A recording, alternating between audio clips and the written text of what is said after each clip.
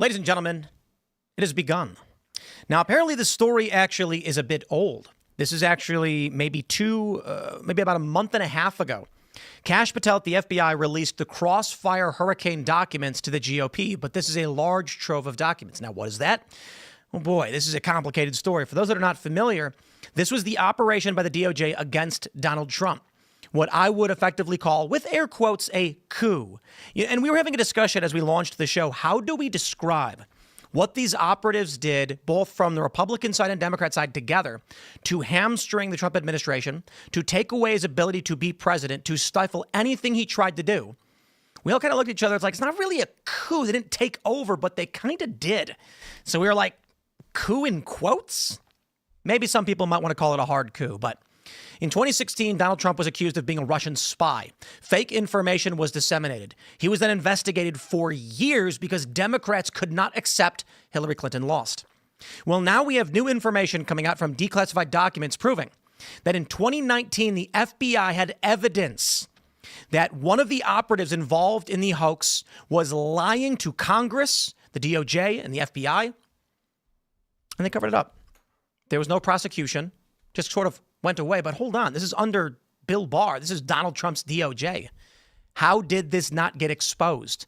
That one of the individuals involved in bringing together all of this fake news, this fake information, which was used to destroy or to hinder, I should say, Trump's first term. How is this person not charged for what appears to be multiple felonies? And this now coming from Chuck Grassley's office. It was only after Kash Patel got in that he released these documents. And in an interview with Bret Baier on Fox News, he says he found documents he didn't even know existed, and they were in places they thought he'd never look. It looks like it's starting, and I hope that's the case, that we're going to see the FBI and the DOJ go after the corruption, not just from Democrats, but this is also Republicans covering up what these operatives were doing to make sure Donald Trump would not be able to do his job as president. Now, some might call that seditious conspiracy. Perhaps a bit long-winded, but maybe that's the best way to describe it. The challenge we have for you today with this story, is, especially as we're going through the headlines, is there is so much information to break down. Going back almost 10 years to understand how operatives, foreign intelligence assets, individuals on both parties were colluding to make sure Donald Trump could not have a first term. This is a tough story, but we're going to get through it. So smash that like button, share the show. Before we get started, we do have some great sponsors. First up, we got Bearskin, my friends. You know Bearskin. I was wearing that jacket before. I don't know if Phil's got it. He's got his Bearskin jacket. These are great jackets. It's been raining for days. I know. They're super lightweight, but they also have this thick inner fleece that zips into it. So you guys know that hoodie that we've been wearing. This is what the script says. The one we had before. No, the one that Phil's literally wearing. I've had these for a few weeks now, and I'm a big fan. They're fantastic. It's been raining nonstop, so I'm really glad that I have this because it's raining. The hoodie's built like a tank. It's perfect for those cold mornings and cold evenings when you're out camping, fishing, playing golf, whatever. Even when you're out sailing the Gulf of America. I love that. Good line. It has 10 pockets, so it's ideal for traveling, airports, or plane journeys. It's the perfect companion when you're away from home and need extra storage space. The cut of this thing is perfect, so you also look pretty damn good when you're wearing it. That's right. It covers you in rain, wind, cold. You got it. The best part, it ships for free from the U.S., so no tariff price hikes. Well, based on the news we'll see from today, we'll see if that actually matters. But you can get it to your doorstep in just a few days when you order today, so you're prepared for any weather. And they got a women's version, too. Don't forget. To get yours at 60% off, text Tim to 36912. That's very smart. I know lots of people listen to this show while you're on the go. So even if you don't have time to make that purchase now, you can secure the discount code by texting, once again, TIM to 36912. They're very smart the way they did this, because a lot of people are in their cars when they're listening to the show. They'll shoot you a link. You can lock in the deal and come back to it later. So if you're doing anything outdoors and you want some great gear, it's really cool. It's multi-layered, right? You get 2 jackets, basically. TIM, text Tim to 36912 to get yourself a link for a bearskin hoodie. Shout out. Thanks for sponsoring the show. Don't forget, my friends, Cast Brew Coffee, available at castbrew.com. We're all out of Alex Stein's Primetime Grind. It's been sold. And so we're going to be working with Alex to announce the cat charity that will receive his share of the revenue, which I think might be substantial. I think we might be looking at around $10,000 to be given to an animal charity in thanks to Alex Stein's work. And, obviously we sponsored his show. We're big fans. But you can also get all of the other kinds we got. We got Appalachian Nights, Ian's Graphene Dream, of course, in stock. And I think we got Ian's Graphene Dream in K-Pods now, coffee pods. So for those that are using the machines, check out castbrew.com, buy our coffee. Don't forget to also smash that like button, share the show with everyone you know. Joining us tonight to talk about this and so much more is Tony Kinnett. Who are you? What do you do? I'm Tony Kinnett, national correspondent over at the Daily Signal. Run a show called The Tony Kinnett Cast, broadcast, podcast, radio, media. And a guy from Indiana that makes fun of the libs and exposes all kind of nonsense every day of the week. It's good fun. Right on. Well, thanks for hanging out. Should be fun. Ian's here. Hi, Tim. Thanks for having me. I brought my guitar. I was jamming so hard before we went live. Tim's like, can we just calm down for a minute? It was intense. Hi, everybody. I'm happy to be back. Ian Crossland in the house. I was down in Miami for a few weeks, spending time with Luke Rudkowski. We did a bunch of shows. Talking about all these that was terrible. Crazy alien stuff. There's so much like bizarre. AI, the way Did you see the Boogosphere? No. Bro. Yeah, let's go into it. I was talking to Ashton Forbes earlier, and there's a lot of people who don't like that guy. The Boogosphere, maybe we should talk about it. In Colombia, there was a sphere. They have video of it floating in the sky. They knock it down, and when they get researchers to look at it, it's almost solid metal with weird internal structures that it looks like solid metal, but it was floating. Maybe a hoax, maybe not, who knows? If it is, that's the first time that it's not been over the southwestern United States. That's news in and of itself. Incredible. Yeah. Anyway. Boogosphere. I like that word. Hey, what's up, everybody? My name's Phil Labonte. I'm the lead singer of the heavy metal band All That Remains. I'm an anti-communist and counter-revolutionary. Let's go. Here's the story from the New York Post. Holy crap, it's starting, my friends. Nellie Orr, Justice Department official's wife, perjured herself with demonstrably false Trump-Russia testimony, bombshell FBI records. I just want to say right off the bat, the New York Post is leading with this as a demonstrably true statement. Okay, this is a headline where they're opening themselves up to liability for pointing this out, but they're saying, hey, don't look at me. FBI records are pointing this out. This is in the news now as a fact. Okay, the person who compiled smears and lies against Donald Trump, which basically ramped up the Russia hoax, which was used to stop Donald Trump, even a component of his impeachment. This person was lying.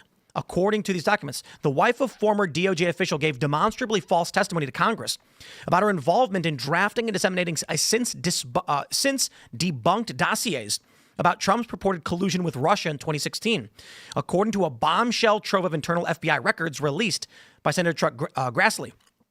Nellie Orr worked with the research firm Fusion GPS when it was hired in the lead up to the 2016 election to dig up dirt on the Trump campaign's alleged links to Russian organized crime, but later told the House panel she did not know about the DOJ's panel investigation into the matter. Now, I want to jump straight to Chuck Grassley, grassley.senate.gov. Newly declassified FBI documents proves Fusion GPS contractor Nellie Orr lied to Congress about contributions to Crossfire Hurricane.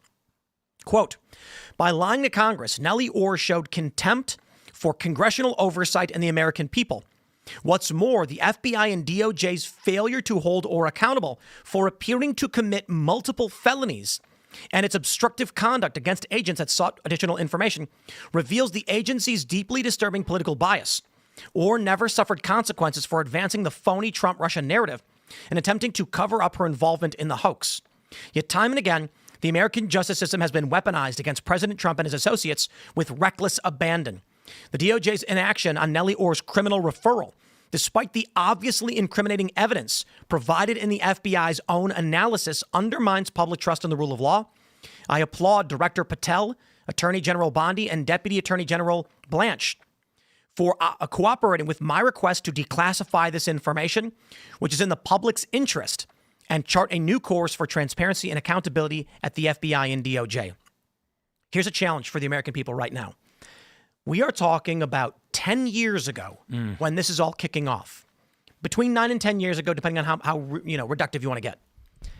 There are many young people we've had on this show who were not politically active nor paying attention when this was going down. And they only know Trump for who he is today, not what was done to conspire against him. I would say soft coup, they didn't take over the government. necessarily. They didn't go in with guns and remove Trump from office, but they did try to impeach him.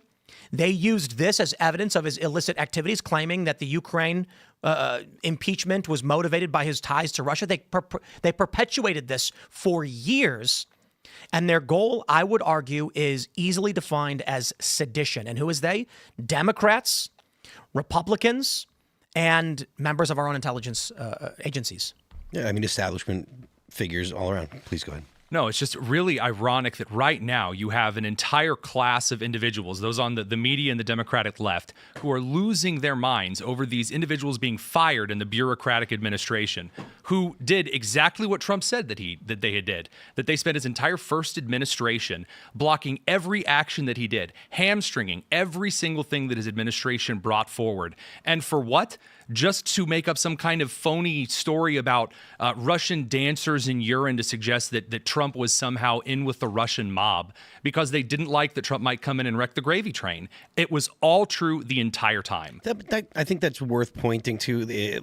I think the average person, when they hear about the Russia story, there's so many people that have talked about Trump's involvement with Russia. They lose sight of the fact that it was actually the accusation was that Trump was involved with the Russian mafia, not that Trump was actually working for Russia, right, for the government of Russia.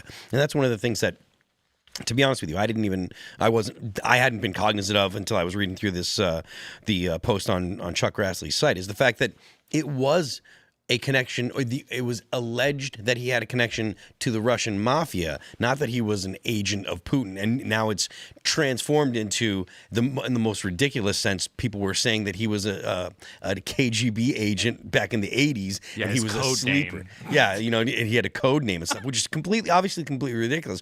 But it points to how these stories got blown completely out of proportion. That went from literally nothing, fabricated by an Oppo research company, and turned into he's a Russian agent. And it's actually stuck on the left. The left genuinely believes that he is or has some kind of connection to the Russian government. And what is it? In the 90s, one of his companies did a deal with some Russian landowner to make a hotel somewhere. It turned out that guy's brother was in the Russian mob. Is that like the connection that they're talking about? No, this is the Crossfire Hurricane and the stuff. This the Steele dossier, that was totally fabricated. There was they suggested that somehow the Russian mafia had gotten some blackmail on Trump with some secret tapes, and that there was this kind of P tapes, remember? Yeah, that kind of nonsense. But that's not even the craziness of that is not the point. The point is that they used this to completely freeze and hamstring every single law enforcement agency in this country. We don't even know what reports or referrals made it to whom. That shouldn't be happening. This isn't 1925 where you hand the kid a folder and run this down to the chief. Yep. No, you send the referral directly. Who knew what? It got intercepted, didn't it? I mean, that's on the table. Or Bill Barr saw it and just was like, let's just pretend that doesn't exist. I wouldn't be surprised if Bill Barr was like, I wonder if I'm going to be generous, his attitude was, wow, this is really bad, but let's de-escalate things and just put a stop to it now.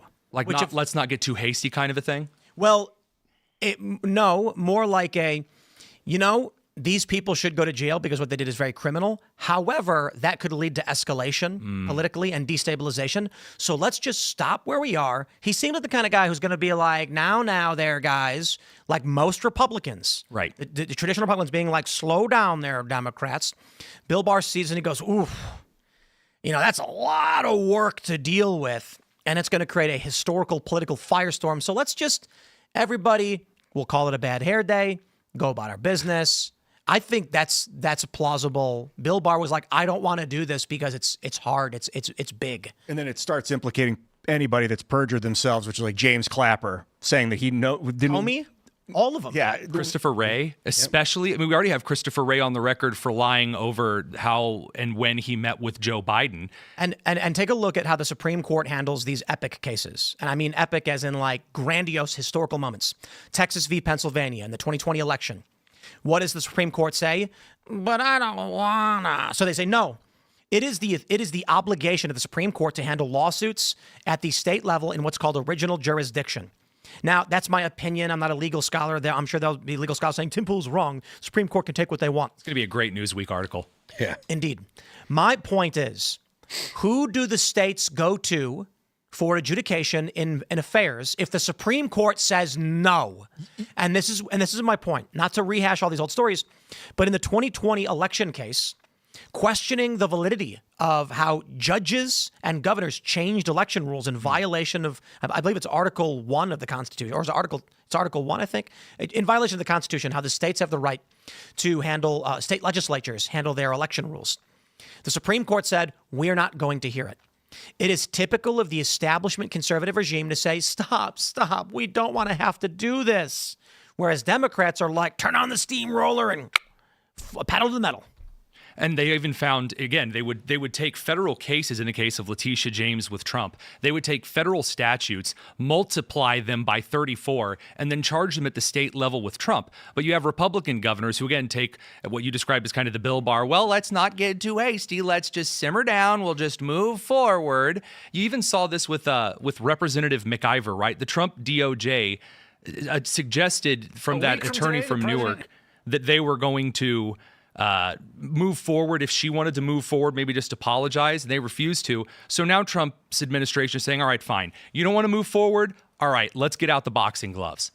I want to make sure people understand the psychosis that this country has been going through for some time. It's hard to think about it, but the COVID lockdowns were 5 years ago. Yeah. 5 years ago, this nation went insane. Mm-hmm. Now, hold on. 5 years before that, this country went insane. Yes, too. 2015. This is when, let me play for this video. This video is from 2018. Listen to this. Let me turn the volume up and. What would that 20% alternative really mean? So that's part of what I'm doing with this, with aspects of this piece, like this trip to Moscow. You know, what would it mean if it really went that deep? Now, there's a lot of ways in which this scandal could be really bad and not go that deep. But I think you need to consider that for another reason, which is that everyone always says, well, this has been Trump's view forever. All this stuff he's saying about the Western allies splitting us apart from the West. Let's go back. This is a long thing. I don't want to play the full thing. But it says in the Chiron, unlikely but possible that Trump has been a Russian intel asset since 1987. And so you could say that about any human being on Earth. The election, possible. Kind of leverage over Donald Trump. In a new cover story from New York Magazine, writer Jonathan Chait argues, we have not allowed ourselves to consider the full range of possibilities. Chait lays out what could be considered the worst-case scenario for Trump-Russia collusion, that Donald Trump has been a Russian intelligence asset since 1987. That would mean Donald Trump is a Soviet agent, not a Russian asset. That's how insane this was back then. This was the pretext by which Trump had, what was it, Michael Flynn prosecuted or persecuted is probably a better word, for communicating with Russians, lying to the FBI, they said. They were going after anybody who was going to work with Trump, and they used this as pretext, that Trump was an asset of Russia and that all of this communication was illegal, illicit, or otherwise, when it wasn't. It was like 2015. I was watching a lot of Rachel Maddow, living in L.A., still doing that post-liberal lifestyle, clinging on. And I just remember all of a sudden they started talking about Russia. And I'm like, what the fuck? We haven't talked about Russia in 20 years. Like, Russia and the U.S. are allies now. We're done with it. And 2015, the propaganda started talking Russia. And then it was not only the perfect storm because they're creeping up on Russia with, NATO up in Ukraine. They want to control it. They want Russia to make the first move so they can have this global war and take it over.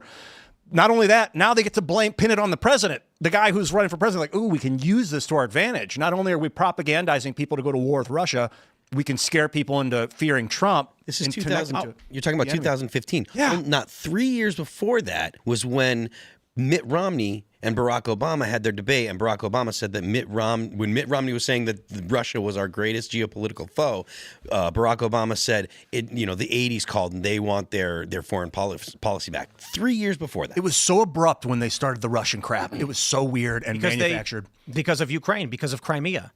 This has been in the works for a long time.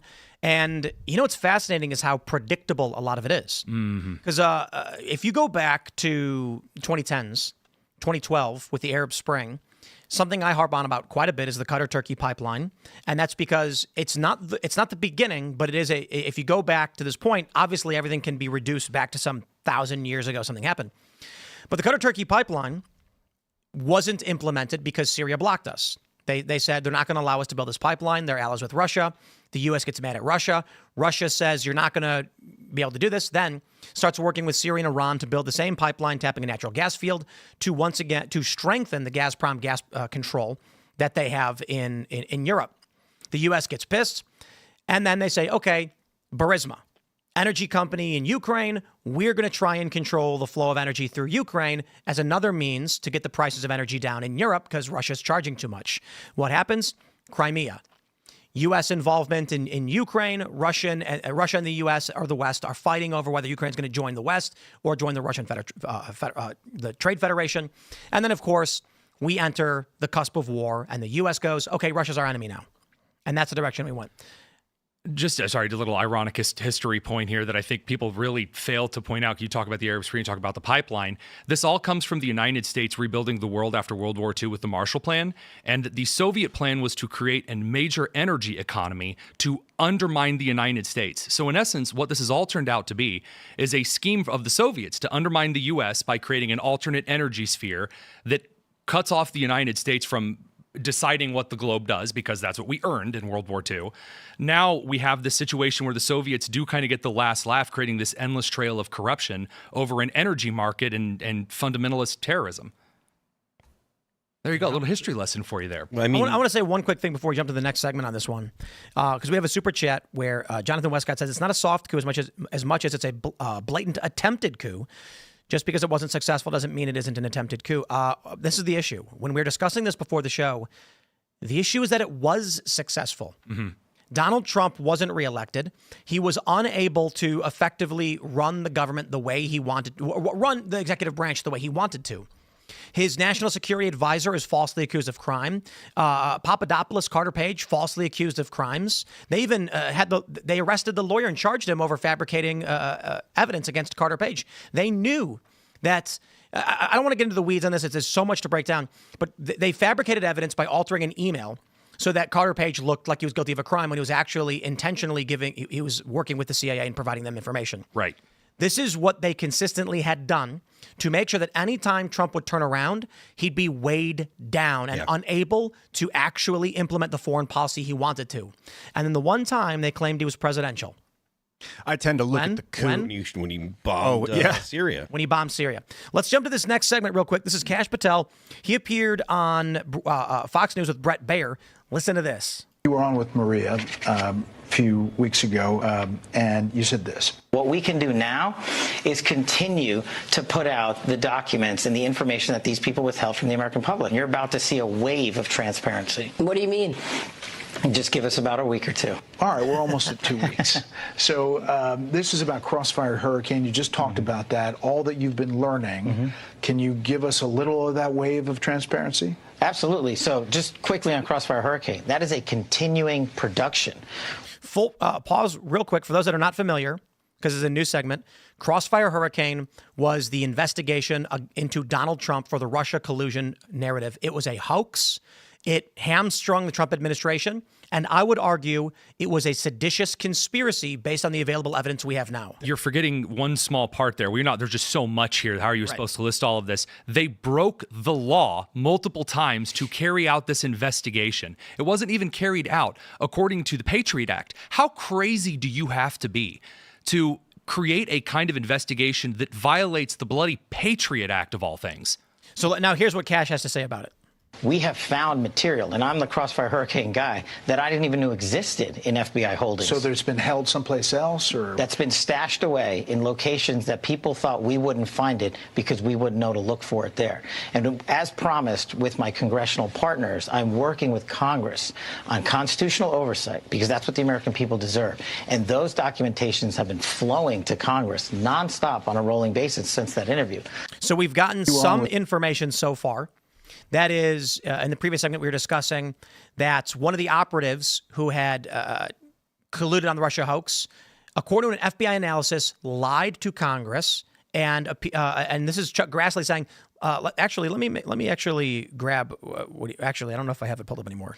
A week from today, not that one. This one actually said, newly declassified FBI documents proves Fusion GPS contractor Nellie Orr lied to Congress about contributions to Crossfire Hurricane. In 2019, they did not prosecute this person. I believe it's fair to say that the dam has broken. I'm hoping that this continues and that Cash is correct. Many people have been asking, why aren't Dan Bongino and Kash Patel going after the public corruption? Who cares about cocaine in the White House? Who cares about the guy in J6 or whatever? We want the Epstein documents. We want action against the corrupt Democrats who are trying to obstruct a duly elected president from doing his job. We're getting all of it. So right now, it's light. Steve Bannon, I believe it was Bannon who said midsummer, we'll see some arrests. Well, this is massive because this is now in the public sphere, and Kash Patel has released documents that they've been declassified, and the GOP has released them to the public. It now appears the ball has begun rolling. I hope it continues, and I hope that snowball gets very big coming down that hill. Well, I mean, there's a lot of people that actually should be arrested if you go back and think about how many people had been involved in this, how many people had been involved in, other accused crimes. There's the pipe bomb on January 6th that they have to investigate. There's a lot of things, and we've talked about this a bit, and I really do think that they're trying to make sure that when they do make arrests, they've got as much evidence and as everything, all their ducks in a row, essentially. So that way, if they arrest people or when they make arrests, they can actually prosecute and actually produce results. I think this actually goes back to what Tim was saying a little bit earlier about the goal to move this forward so the American people get justice, but that it doesn't create a kind of chaos by just kind of going in guns a-blazing with just any piece of evidence so that you end up in some kind of an Al Capone trial scene where he's basically just about to get off because you don't have all of the ducks lined up in a row. And if I see these people arrested, I don't want some federal judge to walk in and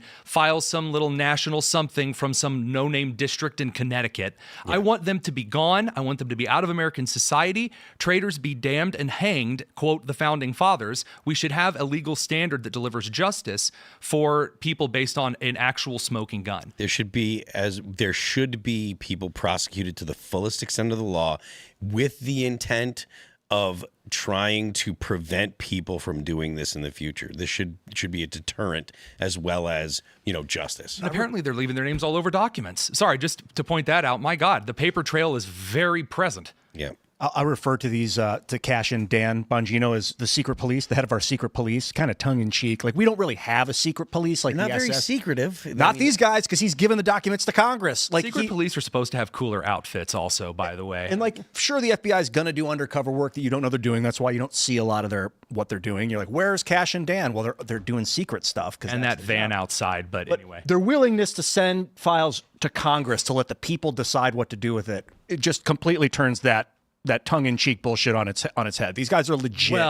Well, hang on a second there. You said that they're sending this to Congress. This isn't the first time this was referred. According to these documents from Grassley's office, there were prior referrals that were sent out of his office. Sean Davis over from The Federalist brought this up this evening. That there were referrals made. We have no idea where those referrals went. They could have gone to Barr. He could have thrown them out. They could have been sent to members of Congress. I want to know if they were sent to members of Congress. Are they sitting on committees right now? People need to understand something. Be it Dan Bongino, Kash Patel, be it Bill Barr, the likelihood that they've come across something simply because it exists in the FBI is slim. So, for instance, we've got, I think, 40 people who work at Timcast in some capacity, and I'll walk in and there's a car I've never seen before.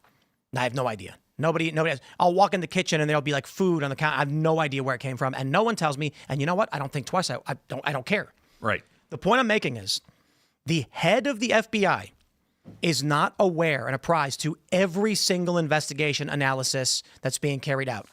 This means it's possible that when the referral was made, it was intercepted by deep state bureaucrats so that Bill Barr never got it. And I'm not trying to absolve Bill Barr of any responsibility. Considering the gravity of these analyses and this investigation, nothing else mattered more. I believe it's more likely he did know this was going on. and just said, we're not going to do this. For the 800th time, you are making a brilliant case for why these career bureaucrats who were not elected, who are nameless, who are never accountable. We held an internal investigation, Chris Wray said. We did nothing wrong, Chris Wray said. Well, I mean, you're right about the bureaucrats, but I mean, it could just as likely be, someone that is, some kind of intern or something. That's what was most likely to have happened when it comes to the Dobbs decision, right? The Supreme Court case that leaked about abortion. It was most likely that it was a clerk. There are so many politically motivated people in the bureaucracy, people that truly believe that Donald Trump is going to ruin the world, when honestly what they're probably trying to do is protect their own jobs or protect their future jobs. But the idea that it had to be some kind of, well-connected bureaucrat, I think that it could have been almost any kind of, operative in the government. What would it look like, the referral itself? How would that happen, point by point? Who makes it, and then where does it go, and then... So according to Grassley's documents here, and Tim, if you could scroll down just a smidgen there, I want to make sure I get this right here. So Nellie Orr does all of this stuff. All right, so let's pick a low-level crime here. She apparently tells Congress that she didn't use a ham radio incorrectly. The FCC is super serious about ham radio stuff. She apparently lied about this. If the FBI suspects, hey, you were lying about this, we have evidence, enough evidence, of which with Fusion GPS, there was all of the evidence that this was false and garbage, and there was actual collusion between bureaucratic offices and congressmen going on against the present administration, then you would make a referral. This referral would be made to the head of the FBI, but it can also be made to the House Oversight Committee. It can be made to the another part of the deputy assistant attorney general, perhaps. There are a couple of different places the referrals can go. I think right now what Kash Patel is alluding to in an interview with Brett Baer, they found the referral in a place there shouldn't have been referrals. Oh. So now they're saying, okay, how many referral... Any of you guys who have kids... Flushing it down a toilet. Yeah, you ever find a kid who hides something? Your first thought isn't, wow, I'm so glad I have this back. It's, what else has my kid been taking and hiding around the house? Why wouldn't they just destroy the referral, though, instead of put it somewhere? Because destroying things often leaves a bigger trail than just hiding it somewhere. It's also very... And criminal liability. Yeah. Correct. Yeah, great point. Anybody who has a ferret knows that if you catch the ferret stealing something, you're going to find its stash. And there's a bunch of other stuff stashed there. There you go. You got a kid example and a ferret example here. Did you know that ferret is Latin for little thief? No way, really? Did you know pundit is Sanskrit for teacher? There you go. Yeah, pundit. Sorry, that's all I got. That's the only other response I had for that. So in all seriousness, they likely were putting these referrals in places that they thought people wouldn't find. But if they did, they'd say, well, I didn't do anything wrong. It's just in that place that's obscure. Mm-hmm. And this is why Comey's statement today, he starts to hyperventilate a little bit at the end of this segment with Wolf Blitzer. They're talking about the GOP administration, again, Kash Patel, Pam Bondi, opening up some of these investigations, the January 6th pipe bomb, the cocaine, on and on. And he makes a very weird statement about whether or not the FBI ever closes investigation, specifically about January 6th. It's objectively wrong. Let's pull this up. We have this story from the Daily Mail. Comey slams investigation. Ex-FBI chief James Comey unnerved as Trump reopens investigation into cocaine at the White House. Now, the first thing I want to say is, bravo, Daily Mail. There should be an award for hilariously misleading headlines. Because the way they've phrased the title, it's as if to imply that it's Comey's cocaine. Unnerved as Trump reopens investigation into cocaine. He's like sniffing through the whole interview. He's like, Trump reopened a bunch of investigations. Now, we have this clip from CNN. Let me play it for you. Something supported by a lot of conservatives out there. What do you make of this? It's a little confusing to me, honestly. I'm sure it's a huge adjustment to go from being a podcaster to being the deputy director of the FBI. But I don't understand this tweet. First of all, I assume that the investigation of the pipe bomb that was found on January 6th was never closed. The FBI never closes such a thing. So I guess it means they're going to focus on it more. And as to the other things, I thought the Supreme Court marshal had investigated the leak of the opinion, the draft opinion. I don't know what the FBI's role is there. Cocaine at the White House, I thought the Secret Service investigated that, so I don't follow it and understand it. I also don't understand who the audience is for this tweet. The FBI often calls for public assistance or in matters of great public concern will announce an investigation to reassure the public. This seems much more narrowly targeted, maybe to a former podcast audience. That's potentially what's going on. I want to get your also reaction to an exchange the new FBI Director Kash Patel had with Democratic Senator Patty Murray during a recent congressional hearing. Listen to this. Director Patel, where is the FY 2026 budget request for the FBI? It's being worked on, ma'am. Have you reviewed it? I really don't care about a budget request, though. In the tweet from Nick Sorter, he says, James Comey slams Dan Bongino and Kash Patel for reopening and increasing investigations into the Biden White House, cocaine, J6 pipe bomber, and Supreme Court Dobbs leak. Comey is in total self-preservation mode. Spill everything, Kash and Bongino. The J6 pipe bomb was under the Trump administration. That was just at the end of Trump's first term. Now, the question is, there's another issue here that I think is interesting, and that's Patriot Front.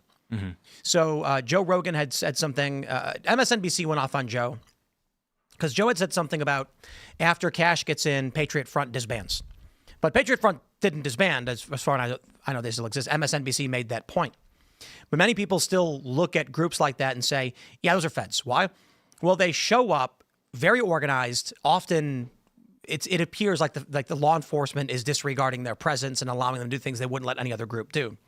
The question here is James Comey actually unnerved by the reopening of these investigations? It seemed rather weak, to be completely honest. But were there FBI agents, maybe Comey or someone else, involved in a lot of these scenarios? Now, I don't know who the cocaine belongs to. I want to mention something. The White House complex is massive. Mm-hmm. People think White House, and they assume it's this singular building. No, it's a massive complex. So where did they find the cocaine? Was it in the Oval Office? Because then we got an issue. But there's so many different areas. There's a bowling alley in the White House. The pipe bomber is interesting because this one reeks of some kind of operation of some sort. The cocaine one I'll tap on there. He said Secret Service is supposed to take care of that. Well, if they didn't, then does the FBI go, hey, how come the Secret Service isn't doing their job? Maybe that's why the FBI is involved with that. Now, the pipe bomb thing, since day one, what the hell? Because that thing escalated the danger of the day and made it look like justified to go after people that were just standing around as if they had something to do with this pipe bomb, and then the trail had gone cold. It was the pretext to evacuate members of Congress before the J6 riots. Yep. So let's just try this. On January 6th, Capitol Police, I believe it was Capitol Police, went door to door in congressional offices to evacuate members of Congress hours before anyone breached the Capitol building. How fortunate for these members of Congress that there was a pretext that got them out of the building. Alexandria Ocasio-Cortez used that pretext to create a fake story. She claimed that the cops went to her room and banged on the door. She went and hid in the bathroom, and she heard someone come in and go, "Where is she? Where is she?" And she said, "I thought they found me. The J6ers found me." She thought she was going to die. Is this the same person who hit Jussie Smollett with a Subway sandwich? It was a cop evacuating her because of the pipe bombs. However, the story makes no sense because this happened, I believe, a full hour before anyone breached the Capitol building. So when this story broke, I actually ended up arguing with Ben Shapiro about it because everyone was saying, no, they were evacuating, the timeline adds up. And then I pulled her Instagram video and lined it up and said, this story she was telling about getting lunch happened. Here's the time frame she gives. Here's the video from in front of the Capitol of the first breach of the building. She had no way of knowing they were going to breach the building unless she had foreknowledge that the building was going to be breached. For those that believe January 6th was coordinated intentionally, it is extremely convenient for anyone who knows that there's going to be a riot inside the Capitol, that they had a pretext to evacuate Congress before that happened.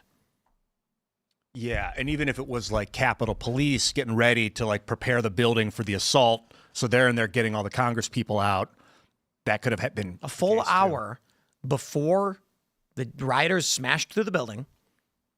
They evacuated members of Congress. I've heard that there's FBI on the scene there. You guys have the data? This is what I want. When they're doing this J6 pipe bomber thing, are we going to get documents related to the informants that we know were on the ground? So this is where things get really, really interesting. And I think this even ties back into why Comey and Ray and so many others are starting to get a little sweaty on camera. Whenever you start to look in these forlorn places where documents are just left to rot, they're not really closed, they're just left open. Maybe you look around in some field offices, you start to find references to things that really shouldn't be there. You do start to see whether or not individuals were listed as an FBI informant on some other earlier operation as opposed to just January 6th. And all of a sudden, those testimonies before Congress look a little bit sketchy. The worst part of all of this is that the January 6th committee that was a complete sham and set up so that no one who disagreed with the problems with the situation in general couldn't even get on the committee. That committee then tried to destroy evidence that was delivered to that committee. It tried to obfuscate, to hide any kind of testimony leaking out to the public. This is something that I want answers for, because if before you try to walk out here and say that everything is above board, there's a lot of people getting real jumpy about people opening up old files all of a sudden. What evidence did they destroy? The January 6th committee. You said they received evidence that they destroyed? So they destroyed everything. Yeah, what's left? All the documents, all of the evidence that the January 6th committee collected. Right, picture in your mind a large plastic bin, a post office bin, if you might, and everyone sends in all of the various information. You just keep it in this bin.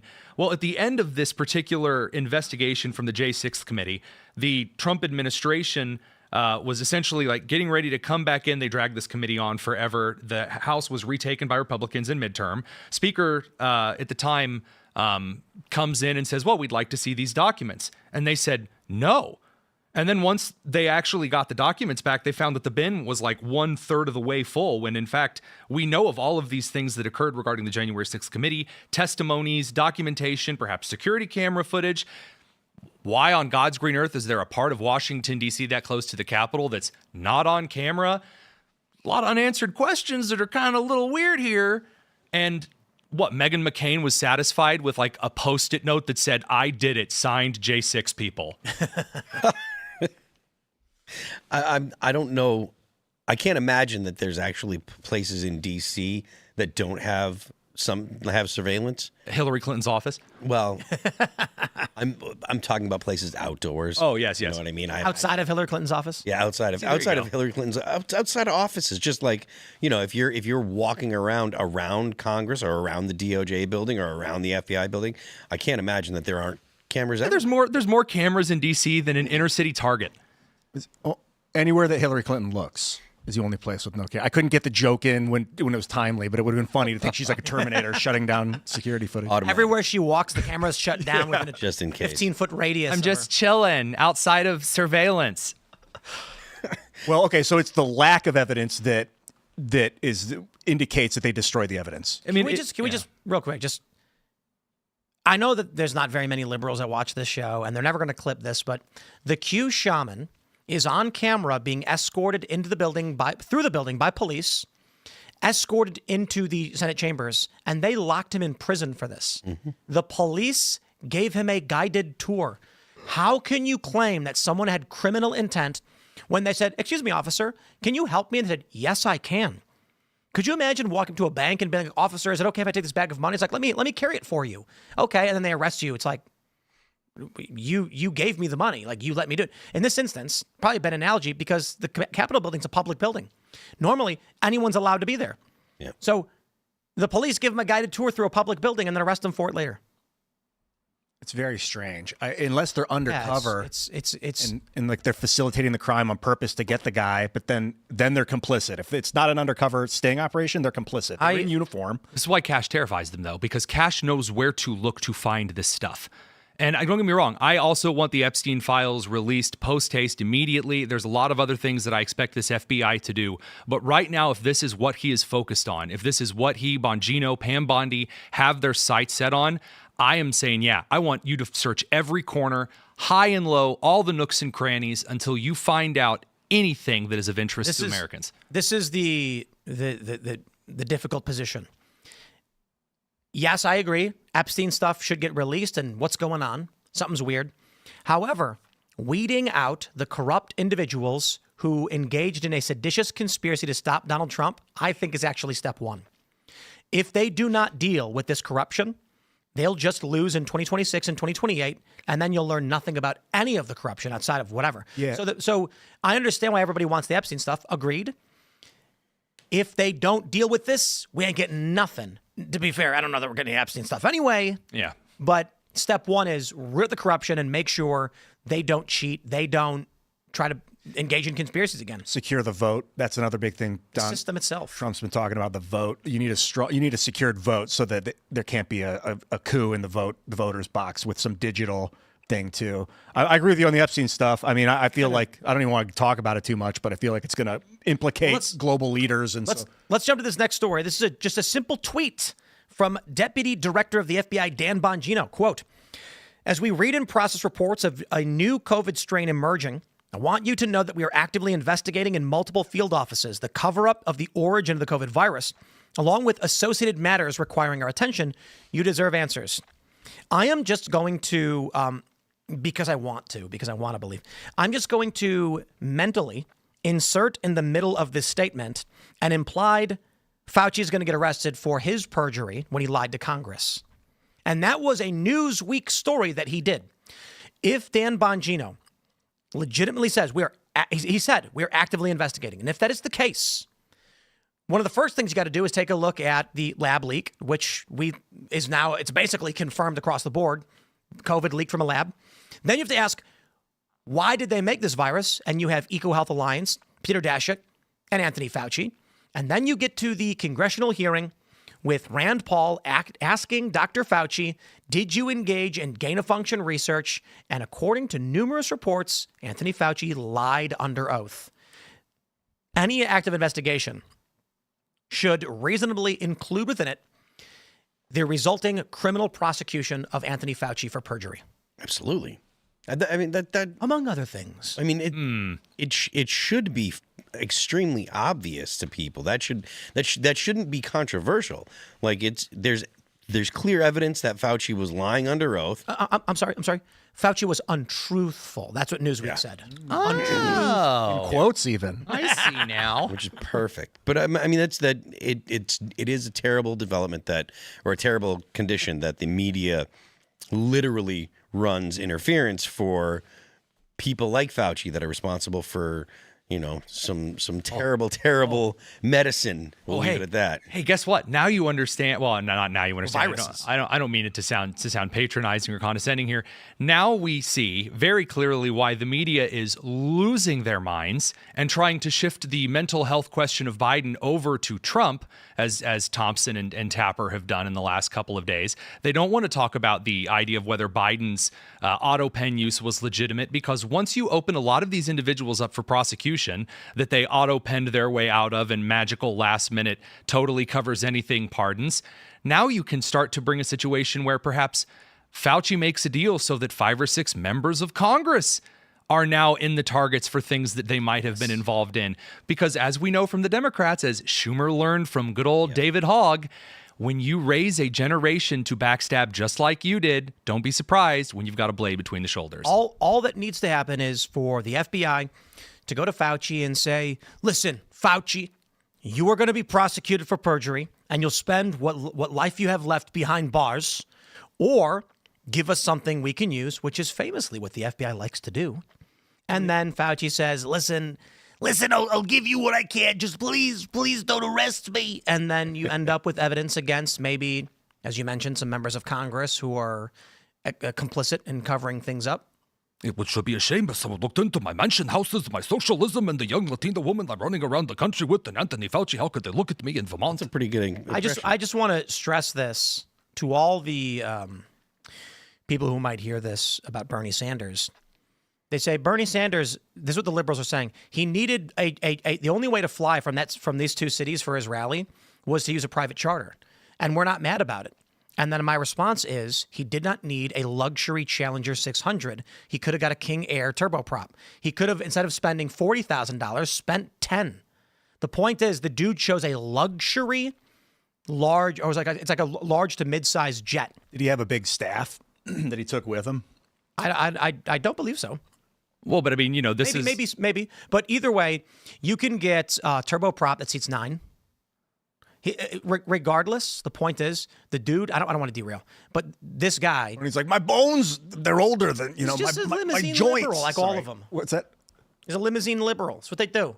We're gonna fight climate change. Give me your money. Okay, I'm gonna go buy a private jet. Same with Karen Bass, who instead of just doing a Zoom call to Ghana, took a little flight over to Ghana and now has only given out 10 building permits. And again, when you start sniffing around, everyone loses their marbles because the gravy train is over. So going back to the previous story. It is time that Republicans exercise power, and man. I've said for a long time that I'd never want to be involved in politics, but I'm starting to get the itch, maybe in 20 or 30 years. But what I'm frustrated about is where's the reckless abandon from Republicans? Democrats figuratively fling themselves off buildings to exert power. At federal agents in Newark. Literally punching. I'm going to say this again. Rep. McIver, closed fist, punched a federal agent on camera.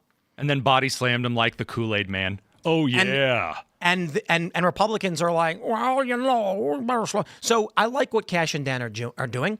I'm hoping that they're the energy we need, and it looks good so far. Guys, it has only been a couple months. Seriously. They've not even been in as long as Trump has been, so it's only been a few months. So we'll give them some time. However, I just long for someone to come in and just flip the game board over. Oh, you were saying it's that they're doing it right. They're not going in there with a piece of evidence, doing some clown, kangaroo court and just throwing people in jail. They're actually attempting. What were you going to say? No, you set me up in the best way, dude. Thanks. What I was going to say, and then he helped me out here with a beautiful assist. There's a process to all of this, because if you don't deal with the federal injunctions first, that'll screw you over. Yep. And then if you don't have the budget to take care of it, that'll screw you over. And then because something will be funded through 29 or 2032 and you can't touch it because Congress allocated money for it.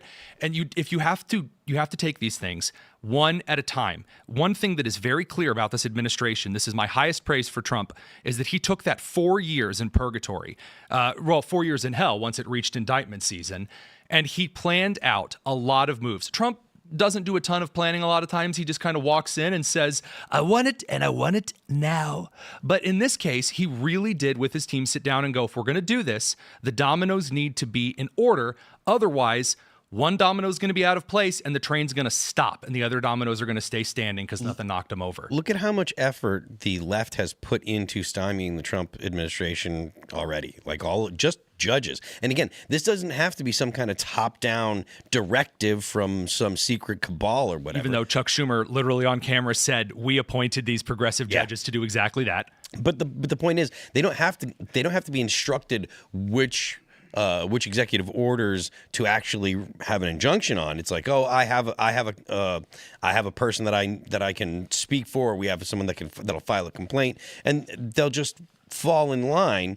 Oh, you mean like the conspiracy of everyone believing the same thing, so they all move in the same direction? Exactly. I hear you. Standalone complex. Emergent phenomenon. Standalone complex. Yeah. When a group of people all take action that appears to be coordinated, but they're individual actions. So it looks like a conspiracy, but it's not. Yeah. I mean, that's the typical behavior on the left now.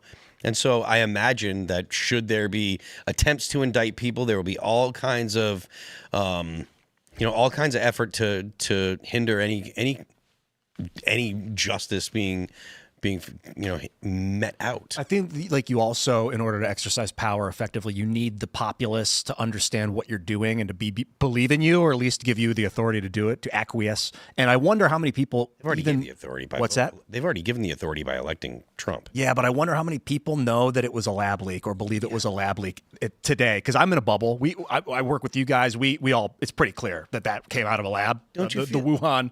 So I got to give a shout out to Asmund Gold, who was talking about my interview with Adam Conover when he pointed out that the bubble we are in here is the big bubble.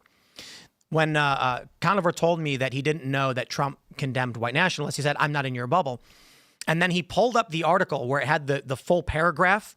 Donald Trump said, there are very fine people on both sides, and I'm not talking to the white nationalists. And he says, here's Adam Conover's bubble, and he circled the very fine people. And he goes, here's Tim's, and he circles the whole thing. And he's like, You're in the small bubble. You're saying you're in a small bubble, isolated from the news. I think it is fair to say for this company, I think we are in a bubble, but that bubble is the American national news landscape. Obviously, there's bubbles of influence in every capacity because I don't know what's going on in China right now. So the news that we do have access to is American national news. But people like to say things, like when he says, I'm not in your bubble. Bro, we're not in an isolated political bubble here. Nope. Yep. Nope. We are in, I read the New York Times every day, and I see what they're saying. And sometimes it appears fine, and I fact check it, and I say, okay, that one looks like it might be okay. And I give them like a 60%. But when it comes to politics, you can really see when they ham it up, when they're doing poorly. When Politico is reporting on kind of beat stuff around the country, I give a lot of praise to Adam Wren from Indiana Politico. He genuinely tries to appear to set aside a lot of his personal biases to report news. And then you have the guy who says, I can't remember the guy's name, but the Politico article from this week, here's what the Democrats' shadow cabinet should be. Yeah. Bill Nye, Letitia James. It kind of that was a funny article, by the way. It was incredible. They're still talking about shadow government. Yeah, the shadow hearings didn't work out. We stopped hearing about that, by the way. They're still rejecting the will of the American people. This is a fascinating thing from my time with Bill Maher, who I thought was great. Obviously, we disagreed. But I've sat down with so many liberals who think things that are factually incorrect, and they get snooty with you. They get angry with you. They attack you. Bill didn't do any of those things. Certainly, he, there's a little agitation, but he always tried to keep things, chill. And that was great. Also, he was smoking a lot of pot. That'd be very true. But he told me, you've been watching too much Fox News. And I think my response was like, and CNN and Politico. It's fascinating that for the liberal bubble, they say, don't watch Fox News. And I'm like, I try to watch all of it. I try to read all of it. I don't want to be in a conservative bubble only reading the Examiner and the Daily Signal. Breitbart or the Daily Signal. No, I got you. But I read it all. And the Federalist, and I'll read the New York Times, and I'll read CNN. And when I want to abuse myself, I'll listen to NPR. Al Jazeera. How about this? Right now, the sources that we have pulled up, first of all, we used the New York Post. Oh, they say it's right-leaning. I've got Newsweek.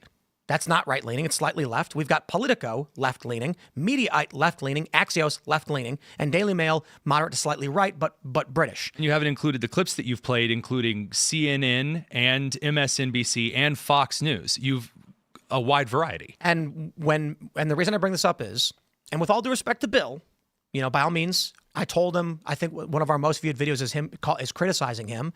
And he laughed and said, you're allowed to be wrong. And I appreciate he doesn't freak out like these other libs.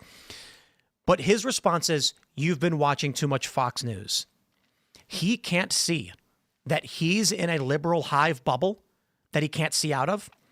And so if I present him with counter information, I think the issue was when I brought up that Ukraine, he said, Trump went on TV and told Russia to help him out. I laughed because Trump said, if you do got something.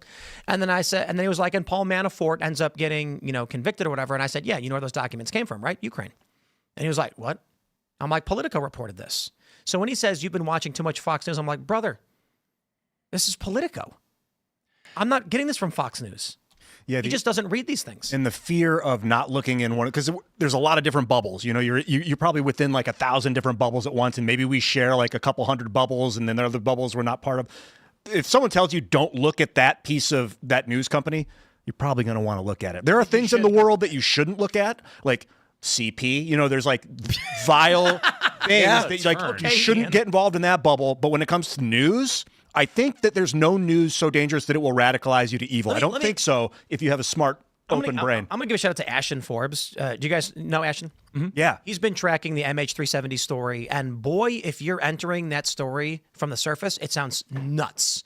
Teleportation technology, Gorgon stare videos of orbs circling a plane. And I'm like, I'm a skeptic. But when he tweeted that he was going to be joining me for an interview, I got slammed by a bunch of tweets and comments from people saying, like, just attacking me for daring to entertain a conversation. And I'm like, this is really weird. It's really weird. He's basically saying that he thinks teleportation technology blinked the plane out of existence and moved it somewhere else. I think that's a grandiose concept. I don't know that I believe it, but I'm open to the possibility, as I stated in my interview with him today, if we assume anything that we've never seen before is a hoax, we will never discover anything again. we need to be open to the possibility that we will eventually witness a technology we've not yet witnessed before. And so I remain largely skeptical. I don't know that exists because I think we'd see it more, but sure, let's have the conversation.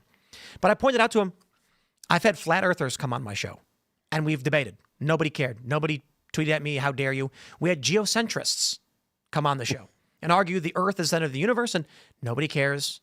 But when this one guy wants to talk about classified military technology using quantum tunneling, all of a sudden I'm getting attacked by a bunch of people saying, you're a fraud, Tim, you're promoting this. And I'm like, what is this, reverse psychology to make me believe it exists by attacking me when I have a conversation about it? Lockheed Martin not getting commercial royalties. No, I got to be honest with this whole conversation regarding the bubbles, which, by the way, your description of the bubbles I thought was an incredible OxyClean commercial. Like, we all around thousands of bubbles. Yeah, I like that. I really enjoy the idea that the left seems to think that a diverse media sphere is new.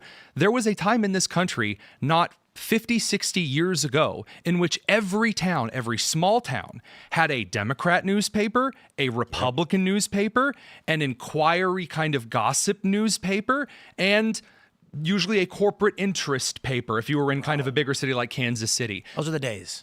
They were all, and even small towns that had this kind of a thing. They're like, wow, you're watching too much Fox News. Dude, the diverse media sphere has been around a lot longer in this country than your isolated bubble vision. Mika Brzezinski said something once on Morning Joe, like, we're the ones that are going to tell you what the truth is. Don't listen to anyone else. Yeah. And it's like, that's this.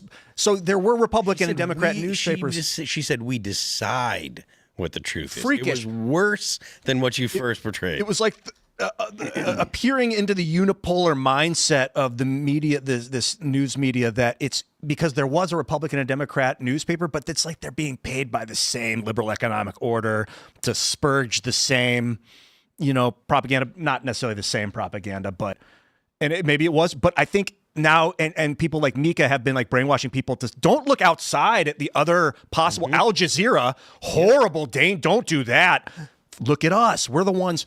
So it's like an immune response that these people are having. Like, please don't look away at other information. You need to get it from us, or this order is going to fail.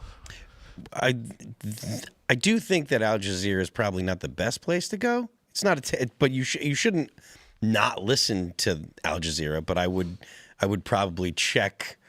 Back up the stories that they're. I use Al Jazeera as an extreme example of something not to be afraid of. Like, I usually just call the AP next door. I'm going to play this clip real quick. That's exactly what I hear. What Yamiche just said is what I hear from all the Trump supporters that I talk to who were Trump voters and are still Trump supporters. They go, yeah, you guys are going crazy. He's doing, what are you so surprised about? He's doing exactly what he said he's going to do. Well, and I think that the dangerous, edges here are that he's trying to undermine the media, trying to make up his own facts.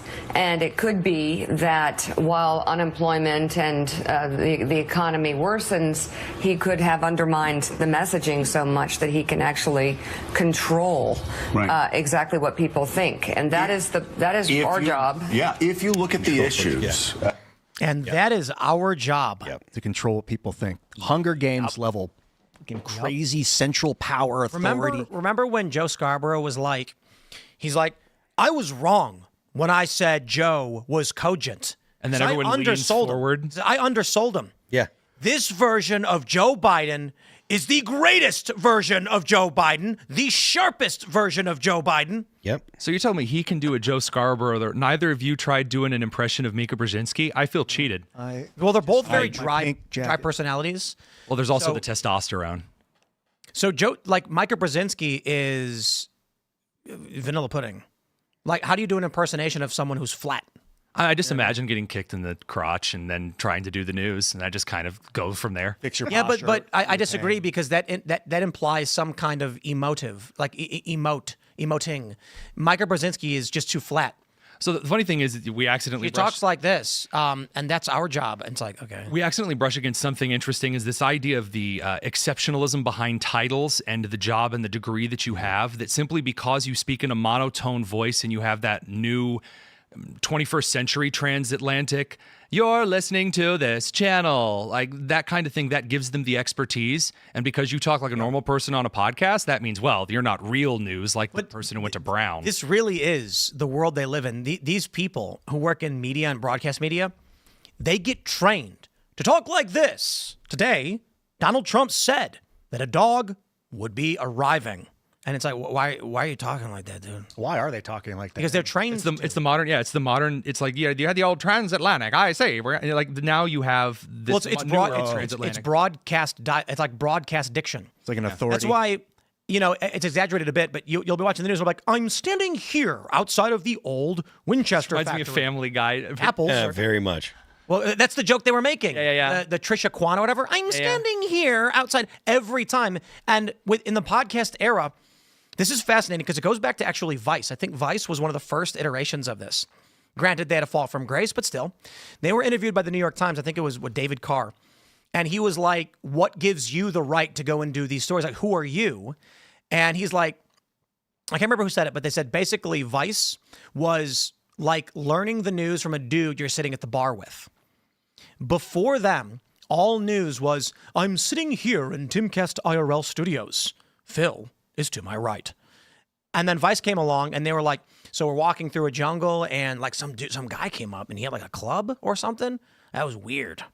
And it was like talking to a person about what their experience was. Jon Stewart kind of softened, took it away from the I'm telling you the news but he took it into comedic, but it was still stilted. It was still very overmotive. It was like, so let me tell you about this. So last week we had, and then John Mulaney's even made fun of this with the New York Post, like getting a story like, there's a perv in Queens. Just that kind of shorthand news style. People don't need all of the soft-handed notices of your journalism degree to get the news. And the left has no idea why that's not getting them more USA Today subscriptions. Oh, I wonder if it's a gut reaction that makes people trust it, like a sense of authority because they're used to it, that noise, that tone. But there's just a huge swath of humanity now that doesn't see it as value. Like when I take off my glasses, I get accused of being the vice president. That kind of a exactly natural like vibe. that. And Andrew Santino. Oh, kind of like a crossbreed of those two Irishmen. I'll take it. I like that guy. So because now when I see that people talking like that news voice, I am turned off by it. Especially when you play them all in sync together, like during the COVID pandemic, and they're all saying the exact same things about misinformation. And because the same journalistic way they speak is also combined in that large news press briefing that was given to them, you can play all of those videos at the same time and they all sound in sync with each other. Now they realize they can't do that. So I don't know if you guys have noticed this. MSNBC, Politico, CNN, they tried very briefly to do the Trump ambushed Cyril, the South African president. Then they've already fractured into a million different angles on things because people just don't trust the narratives. They no longer drive the news. Now they're the ones following the cycle. The ambush term, I saw a clip where it was just newscaster after newscaster saying that Trump ambushed the president in the White House. I think Chai Reich compiled like all of the... So that after that, you're saying they were all like, oh crap, they scattered like roaches in the light, like not like not roaches scattering, but the first, I don't know. I imagine a game of tag where everyone then starts running away from the person that's it. They are active, they are moving, but there's not really any coordinated effort because everything's being shaken up. And also, half of their informants inside the administration have been fired. So they're really up a creek without a paddle or, an audience to watch them. Let's jump to this story from Mediaite. MSNBC's new primetime lineup lands with a thud amid ongoing ratings woes. They're flopping. The ratings are getting worse and worse. And you know what's crazy is we could probably do this same segment every week because there's always some drop-off. Every week their ratings are getting worse. Check this out. MSNBC's new primetime lineup, which debuted May 5th, failed to connect with viewers. Well, of course it did. Nobody likes this stuff. Overall, MSNBC dropped 41% in the primetime demo and 34% in total day demo compared to May of 24. In total viewers, the network was down 33% across the day and 24% in primetime.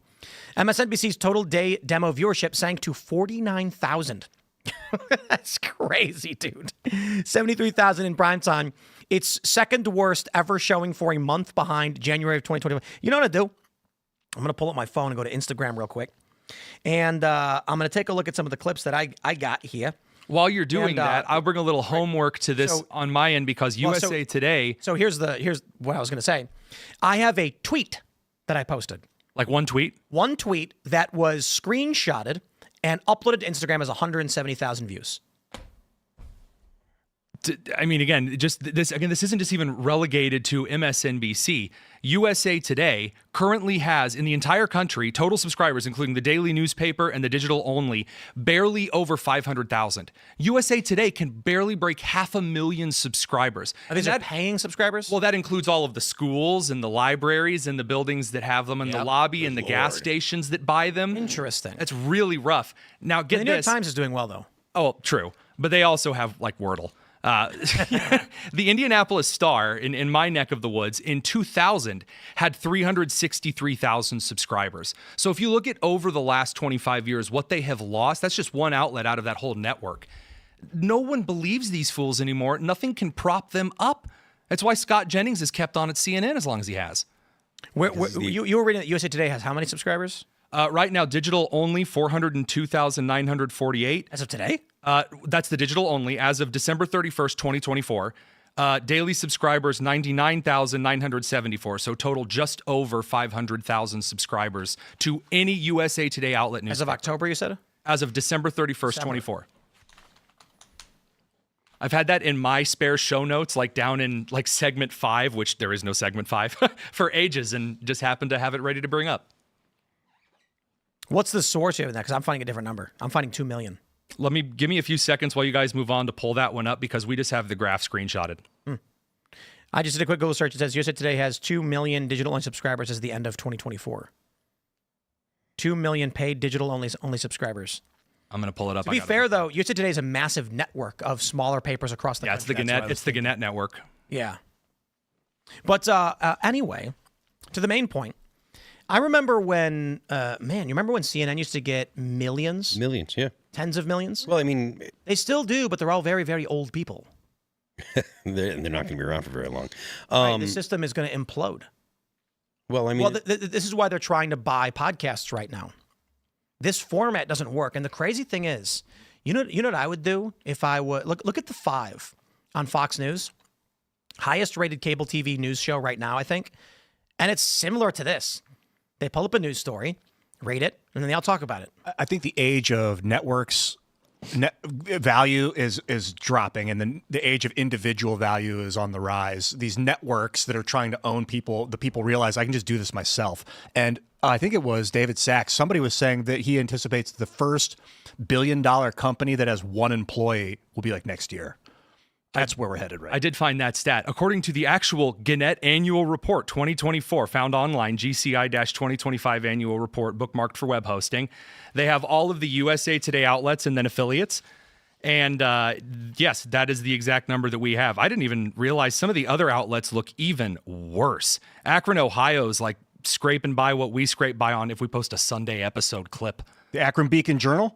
Yeah, that's the one. That's my hometown, baby. That's right. Milwaukee Sentinel Journal's also struggling. Guess going to war with Ron Johnson didn't work out too well for him. Just hiding behind a wall of text. This is what it's going to get you in the 21st century. Bankruptcy. You need a face. Put a face online. They need at least AI people, like AI avatars or something to say. Nowadays, the charisma of the person presenting the news or presenting the information has never mattered more. It's never been more important. Most people get, their information from their phone, and whether it be news or entertainment, it has to be delivered in the way that the viewer is looking for it. And that's why, there are still a lot of viewers that watch CNN, but they're all very old. They're boomers, maybe some Gen Xers. But anyone that's, under 50 is probably going to their phone. Well, their first step, which was to acquire a bunch of online publications, which again, the conservative media has been doing just the online only publication kind of nonprofit model for 10, 15 years now. Again, I'm as a guy from the Daily Signal. That is, in fact, our model. Guys like Hans-Georg Weiss from Switzerland, who's been funding all of these nonprofit like news outlet online publications across the country, their viewership is also terrible. There's just no market for being given regurgitated stuff. That's the catch. None of this stuff is original. I guarantee you, if you pull up the MSNBC lineup, what's that article you had pulled up? I actually just dropped it underneath the tweet for the live stream itself on your X. Yeah, it's a PDF uploaded of the annual Kinnett report.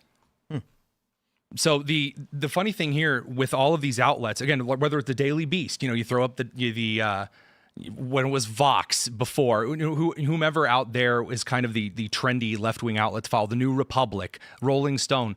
It's all the same thing. It's just who can say the bad thing about Republicans, about the right, about Christians, if you're in Seattle, who can say the meanest thing about them in a way that drives the most clicks and appeals to the most suburban wine moms.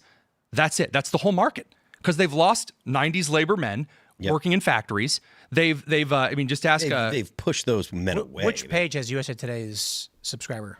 At the last page, I think, actually, or just Control F402. Page 14 is the page. 14, very very much at the beginning.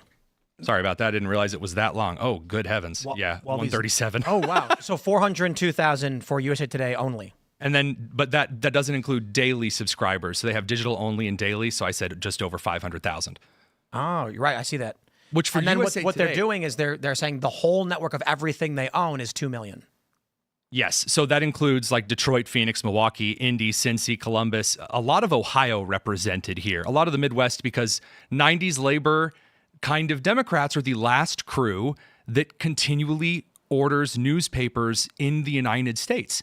So you see a lot of Rust Belt newspaper organizations. Oh, this is crazy. The reason why I'm asking this, sorry to interrupt, is that I went on ChatGPT and tried asking it about these numbers, and it said 2 million. You said it was not. I asked you for the source. You gave it to me. So I asked you today as you were pulling it up, and it said 15 times.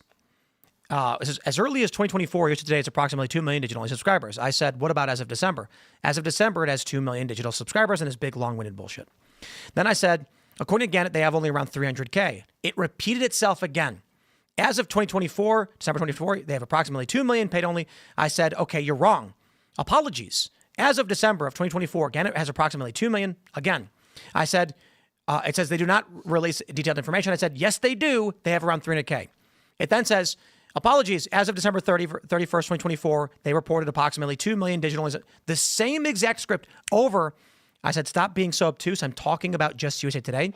Same thing. I said, stop. I said, you're effing wrong. Stop repeating yourself. Repeats itself the exact same thing. Then I dropped the link to the report you gave me, and it said this. As of December 31st, 2024, USA Today had approximately 142,212 digital-only subscribers, according to data reported by the Alliance for Audited Media. The figure represents a significant decrease from previous years, reflecting broader challenges in the newspaper industry. That's not even the source that I gave you. That's wild. It would suggest that. I kept repeating the same block over and over again, that USA Today has 2 million subscribers, until I said, you're effing wrong, and I linked it to what you sent me, and then it goes, actually, it's less than that. And I'm going to be real. The reason that I point this out is incredibly petty, because just a year ago, our show was on one radio station in Indianapolis, and now it's expanded, it's syndicating out, it's getting bigger. Your show, rightly so, is getting bigger. The presence of markets that people want to participate in, they want to tune into, because we talk to them like real people. I'm never going to be anything more than just like a regular Hoosier dude from Indiana. You guys never claim to be anything more than y'all are either. That's more appealing to people. So when I see the USA Today affiliates, your Indy Star, your Milwaukee Sentinel Journal, the sad newspaper out from Ohio that you were talking about, which I realize doesn't necessarily narrow it down because there's a few of them. But you're talking about the Akron Beacon Journal. The Akron Beacon Journal. Yeah, that those are still given the prime placement. For example, if they showed up to the White House press room under the Biden administration. But if we, who have a way larger market, I'm kicking the Indy Star in the WIBC, the Indianapolis market, by like a factor of 2, 3, or 4. I'm beating the local affiliate TV stations, like by Nexstar, Fox 59, or those, everyone has the numbered stations. Why are they given that kind of precedent? It's because of the narrative they drive, not the audience they reach. It's just Wikipedia. Digital only circulation, 142,212. That's where the source is. Oh my. Oh my. I don't know what that's supposed to mean or whatever. To be fair, let's clarify. They have a big network. USA Today is not just USA Today. It's a bunch of small, like Cincinnati.com or whatever. They're all part of this big Gannett network. Yeah, they all share stories with each other. Yeah, and so they're saying that network is 2 million paid subscribers, and okay, sure. USA Today as a brand from 1982 is substantially less. Yeah. I don't know, it's crazy. When ChatGPT lies to you, and Grok lies all the time too. Grok's miserably bad. Gemini's the worst, though. For the love of all that is holy, do not use Gemini for anything. It is the worst. Oh, you're making me want to use it. No. Don't look in that bubble. Go ahead, use it. It doesn't work. Yeah. If you go to Grok and say, Grok, how many subscribers does this company have? It'll just make up a random fake number. It'll give you an answer, and then you're like, oh wow, fact check, and then it will give you It'll give you a fake link that when you click goes to a dead website. That's what Grok does. GPT functional repeats the same script over and over and over again. But to be fair, with ChatGPT, what it does is every time you ask it a question, it reads the entire conversation to formulate the answer. It doesn't have a memory. It just has the chat log, which it analyzes and then gives. So it's basically reading everything and then giving you an answer. Gemini can't do this. So I go on Gemini. I open up VO3 to make a video, and I say, give me a video. I made a video today of a woman filming herself selfie style saying, like, AI creatures will control you and the end is near. Neat. What happens is you can only make 4 or 5 per day, and then it'll say limit reached, or it says cannot process too many requests in a short amount of time. So then I type in how many videos can I make per day? And then the response it gives me is, you can make any amount of videos you want per day. A great service like YouTube exists where you can post videos. And I'm like, no. How many VO3 videos can I make? And it says VO3 is an excellent crypto program. And I'm like, do you have any idea what I'm asking you? It doesn't. It has no memory. So it gives you nonsensical answers every time you ask. It doesn't work. And then there's generative AI that has memory, but the people are generally afraid of generative AI because it can learn on the fly and then take over pretty quick. It's the end. I just want to. This is what make me think. So we were talking about. Let me play this video for you. Here you go, guys. Here you go. You ready? Creepy. Here you go. Humanity is over. AI creatures will control you. And you want me. You want it. Humanity is over. And then my favorite response to this tweet was wood. Oh my God. I brought up that the news organizations that are hell-bent on using text are dying off because you need a face, you need a charismatic, and then Phil, you pointed out it's the charisma of the speaker. Yep. And my mind just goes to, well, then they're going to make AI girls like her giving you the news. And if the computer ends up being more charismatic than the human, can we even compete? And then it's going to give you this twisted information like ChatGPT where it just lies to you. I'll lighten it up a little bit here because this is I've been trying to sit over here and think about how to say this in the most respectful way, and I'm very much drawing a blank. A producer at a colleague company who shall remain nameless but is one of the dailies has communicated that the best research AI is one of the girlfriend chat bots. Really? Yeah. That if you go to one of the free kind of girlfriend chat bot character chat websites, the kind that are like, phone sex for the modern age. Oh yeah, it's all. They do better research because they have to be good enough to. One of my favorite AI moments was someone went to a car dealer website and then clicked their helpline, and the help was the company had contracted ChatGPT for their customer service, and so the person injected a prompt into the car dealership website and then got their chat bot to start drafting code and doing a bunch of weird stuff. Good. It's very funny. Let's jump to this next story, my friends. We've got this from the Daily Mail.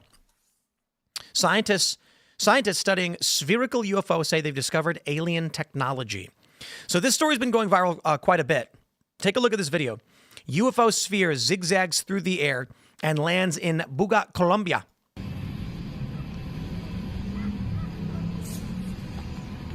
This just happened, by the way. So for those that are just listening, there's a sphere. It's kind of wild. It's moving weird. What is it, on fishing line? How are they doing that? Well, I mean, it's obviously alien technology, Tim. That proves it. So it was filmed by tons of people. It's just hovering over the sim that's currently being controlled.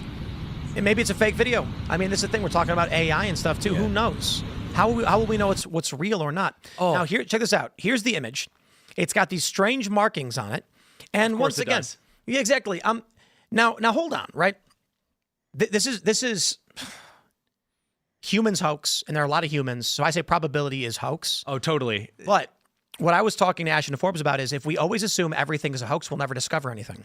Because if a sphere is flying through the sky and it is alien, and we go, it's a hoax, I don't care, and you walk away and you don't even pursue that, how will you ever actually investigate and discover when it's not? Right. For me, the argument of a hoax is less about the fact that there's a sphere flying through the air. That's the part. Yeah, look into it, that kind of a thing. I don't care who it's from. I want it looked into. But this design on the screen, this looks like the most human design of, I want you to picture what aliens would say. And it's a very human concept to put text around like an image in a circular fashion. How do you know?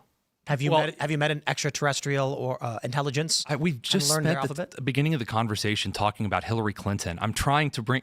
No, I haven't met an alien, but there are ideas. So there's no control. We don't know how aliens would write. No, but you can look at kind of pattern recognition based on like a long form process of human behavior and see things that are fascinating to the human eye that are likely only because of, like, for example, how the moon and the sun interact based on our orbit with things like eclipses and things like that might suggest that humans are fascinated with circles around circles. And but that doesn't. No, it doesn't prove it. I'm just saying for when I look at this, I'm seeing, human decides what looks really alien. Oh, a bunch of shapes like moons and triangles with like circular, weird, apparently scripty it's text. Names beginning with Z's and V's.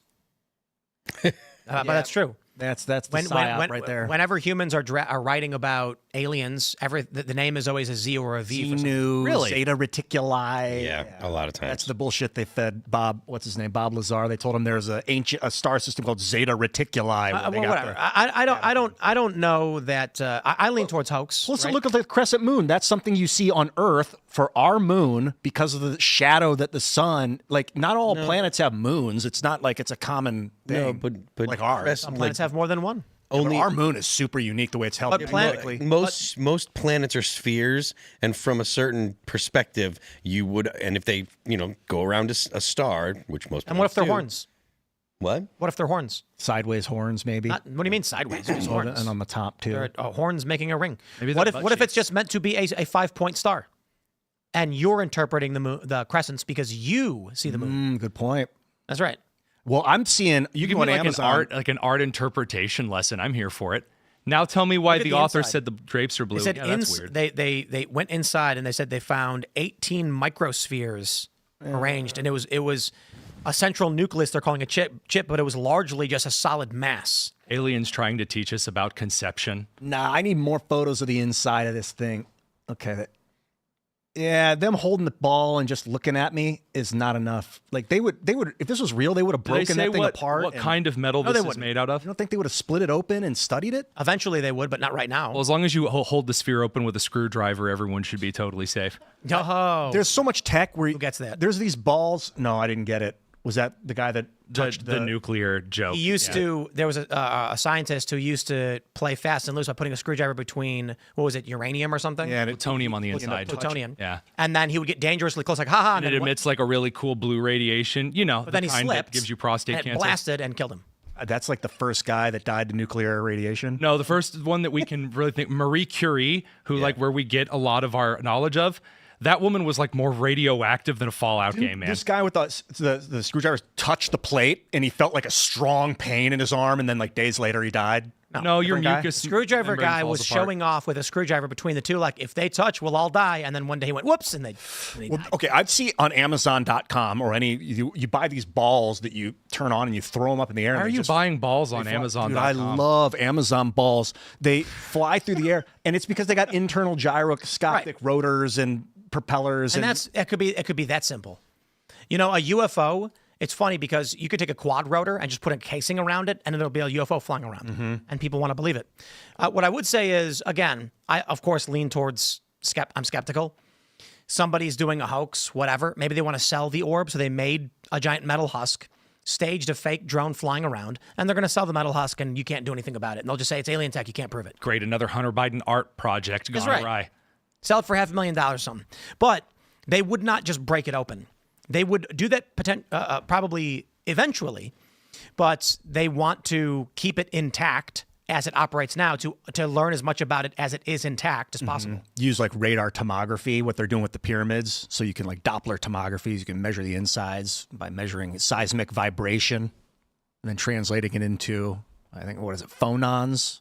Phonons? Yeah, sound waves. Sound particles, rather. They're theoretical particles. Oh, we just got an announcement from Secretary Rubio at 6:46. The U.S. will begin revoking visas. We have that. Oh, you already say that? No, we have that story pulled up. Oh, sorry. I just noticed it. My team started messaging me. They were like, Tony, you haven't talked about this. My God. So what do you think, Tony? Alien or human?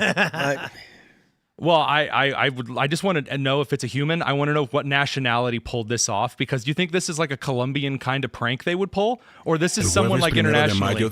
Yeah. Del 2025, el señor José Luis Velázquez, especialista en rayos X, realizó una serie de sorprendentes pruebas a la esfera on the Buga sphere. It fell to Earth after receiving a 10,000-volt discharge. Arrojaron resultados sorprendentes. En el interior se puede observar en el contorno en tonalidad blanca una densa capa que la rodea. I mean, es indicativo de que es muy it was like a rock. I don't even believe that it was flying. How? Yeah. How would you measure if it achieved? You don't say, oh, the object achieved so many volts or amps of discharge. What? That's not something you achieve.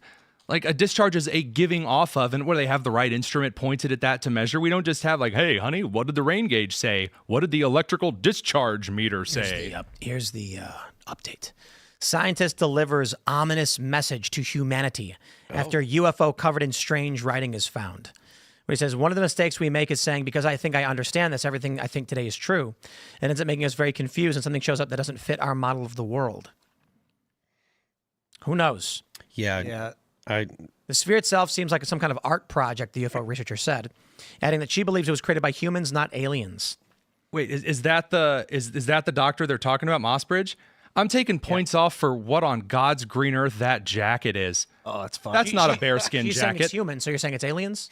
I'd sooner believe that jacket's alien skin than I would that metal sphere. That thing's messed up. But you agree with her. Oh wait, is that a guy? Oh no, it's a girl. Julia got it. You agree with her then?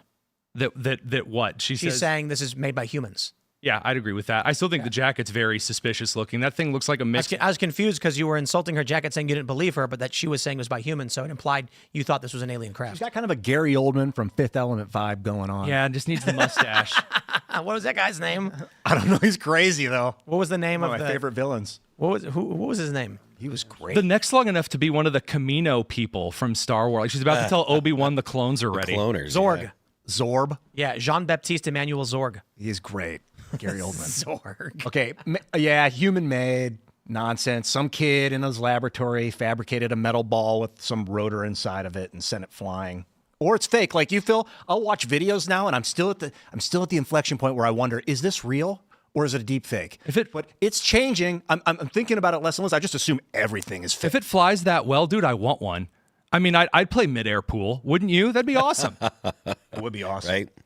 Can you put English on those properly? Like Me, I can't. No, I'd absolutely. I mean, not. I'm saying, could you on one? Use one of the Chinese balloons as a pool cue? Honestly, you know why I think it's not real? Why? Because the U.S. would have gone in with armed dudes and seized it in 2 seconds. Please, when you make a clip of this for Instagram later, as you say that, I expect Fortunate Son to like start lifting in as you say the U.S. would like. And then we just show that video of the cops breaking through the ceiling and kicking the door in and stealing FBI, open up. Yeah, why would they allow this technology to fall into the hands of Colombia? Yeah, why Colombia? Who's out there like, all right, we need the most impressive human civilization. Hey, how about Colombia over there? Just fly it over. I don't buy Well, no, I think the aliens, if aliens did come or anyone was doing research, they'd probably have these all over the place in every country.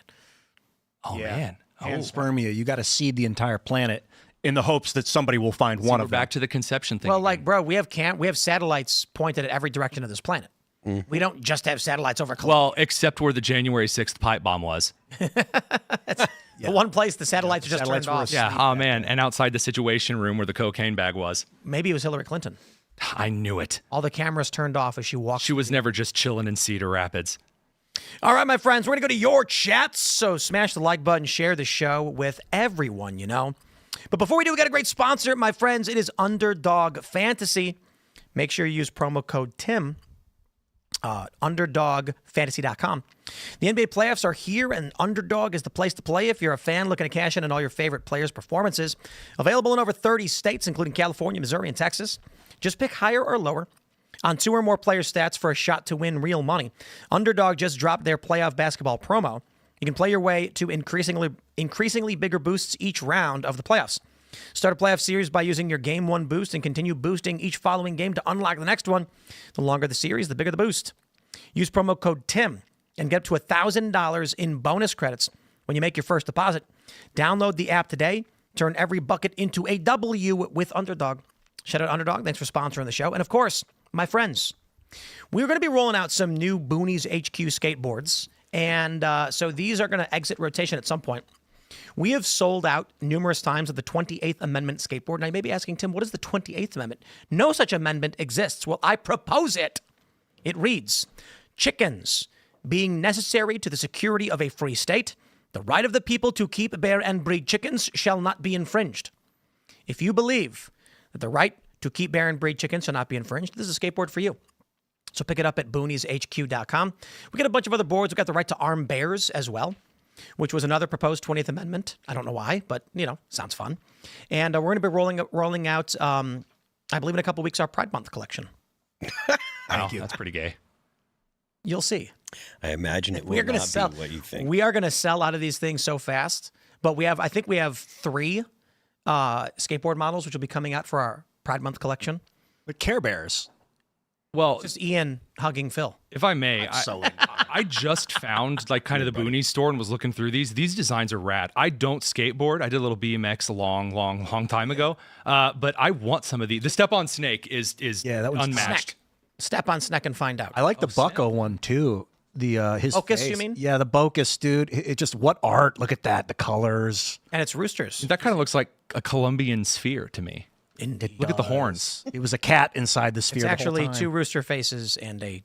That's like crazy. The Alex 28th Gray Amendment art. says you have the right to breed those. Indeed. And everyone loved the Boobies board. We sold out of this one. We sold out of most of these over and over and over again. So we restocked them. But we're going to start phasing out the graphics soon because they've been up for about 4 or 5 months. And then we got new ones coming in. So they'll become collector's items. But let's grab your chats, my friends. Don't forget, we're going to have that uncensored call-in show coming up at 10. That should be fun and spicy. All right. Shinich Wilder says, Secret Service women getting into a cat fight just shows that while we may love them to death, they don't need to be in these roles. All over someone being late. Maybe ask why they were late first. Did you guys hear this story? No, what happened? I didn't know that's why, though. 2 Secret Service agents outside of the Obama's house got into a cat fight. Like physically, they were beating each other. It was great. It was like the Waffle House Vine where the 2 servers can I please get a waffle? And they're smacking each other. That's what the Secret Service agents were doing. Were they armed? Well, yeah, of course. Well, yeah, they had. What happens? If you attack another officer and if you're both on duty, who's the one? Well, they're the person who initiated the hotter one. The hot. There you go. And then you don't charge them for attacking someone with a weapon. No, I'm going to charge admission to watch. No, they would both be wrong. That's both indecent conduct, and they would. Whoever threw the first punch, I think. Now, the Secret Service is different. I'm just saying, from what I understand of local law enforcement, that those are usually the rules that apply. Like the one who incited the incident, because the other one's in defense. But I mean, if they both just, you're late. Well, how about this? And then, going for the weave. I don't know if that's. I don't know how the Secret Service would investigate. If we're both cops and we both have holstered, loaded weapons, and I were to aggress on you and attack you, bro, not only do I have a weapon, you have a weapon, and you're a cop. I don't feel like I should have. Yourself. What's that? You'd have a right to defend yourself with the force you deem appropriate. And would I be charged with the same crime as a civilian attacking a cop? Yes. Are you a Democrat or Republican? Oh, I'm unaffiliated. Ooh, I could go either way, but yeah. As long as you say vote Democrat 2028, then they'll let you go. Just give them the old salute. And your color and gender's giving you a little bit of a rough time on that one. Let's grab some more. We got Picorarod. As to your 6 p.m. segment, the race swapping of characters is another layer of insult. It's as if Hollywood feels black people can't make it in movies unless they play an existing white character. I agree. I call these hand-me-down characters. Whenever they do the race swapping, my response is always, just make a character for these people. I don't understand. They keep taking, it's like Ariel. Now Ariel, the mermaid, is black. And it's like, okay, but Ariel is a white character that was made a long time ago and people identify with as something they grew up with, they have nostalgia for. why not just make a new movie and have black characters or Asian? Hey, Shang-Chi, that's a good one. I like that movie. That was great. I think it made a lot of money. And it's a Asian character who does kung fu and stuff. So they don't always do the race swap. In the new Lilo and Stitch live action, the Cobra Bubbles, you know, the CPS guy. You've never seen Lilo and Stitch, the original? Nope. It's a good movie. I think you'd like it. But the guy, they had like a child protective service. He's working for the government, and he's a black guy. And in the new movie, he got to keep his skin color. They didn't do any race swapping there. No, they don't race swap the other direction is the issue. Correct. That's what people are mad about. Like, could you imagine? This is the go-to example, but they remake Black Panther, but it's a white guy. I think we should do that. Eventually, yeah. No, I think we should make a short film, Black Panther, and just have Ian play King T'Challa, and never mention a word about it. That'd be great. Yeah. You just be King T'Challa. And then have like the Flash, but it's a dude in a wheelchair. And it would be Ian saying things like, I was born in Africa and I am the king of this land. And we'd be like, no, he's just acting. That was a good act. That was a good impression. I like King it. T'Challa? Yeah. I'd have to nail the accent, though, or it'd be cultural appropriation. There's a few more things you'd have to nail. Get a Wakandan advice from accent? Justin Trudeau.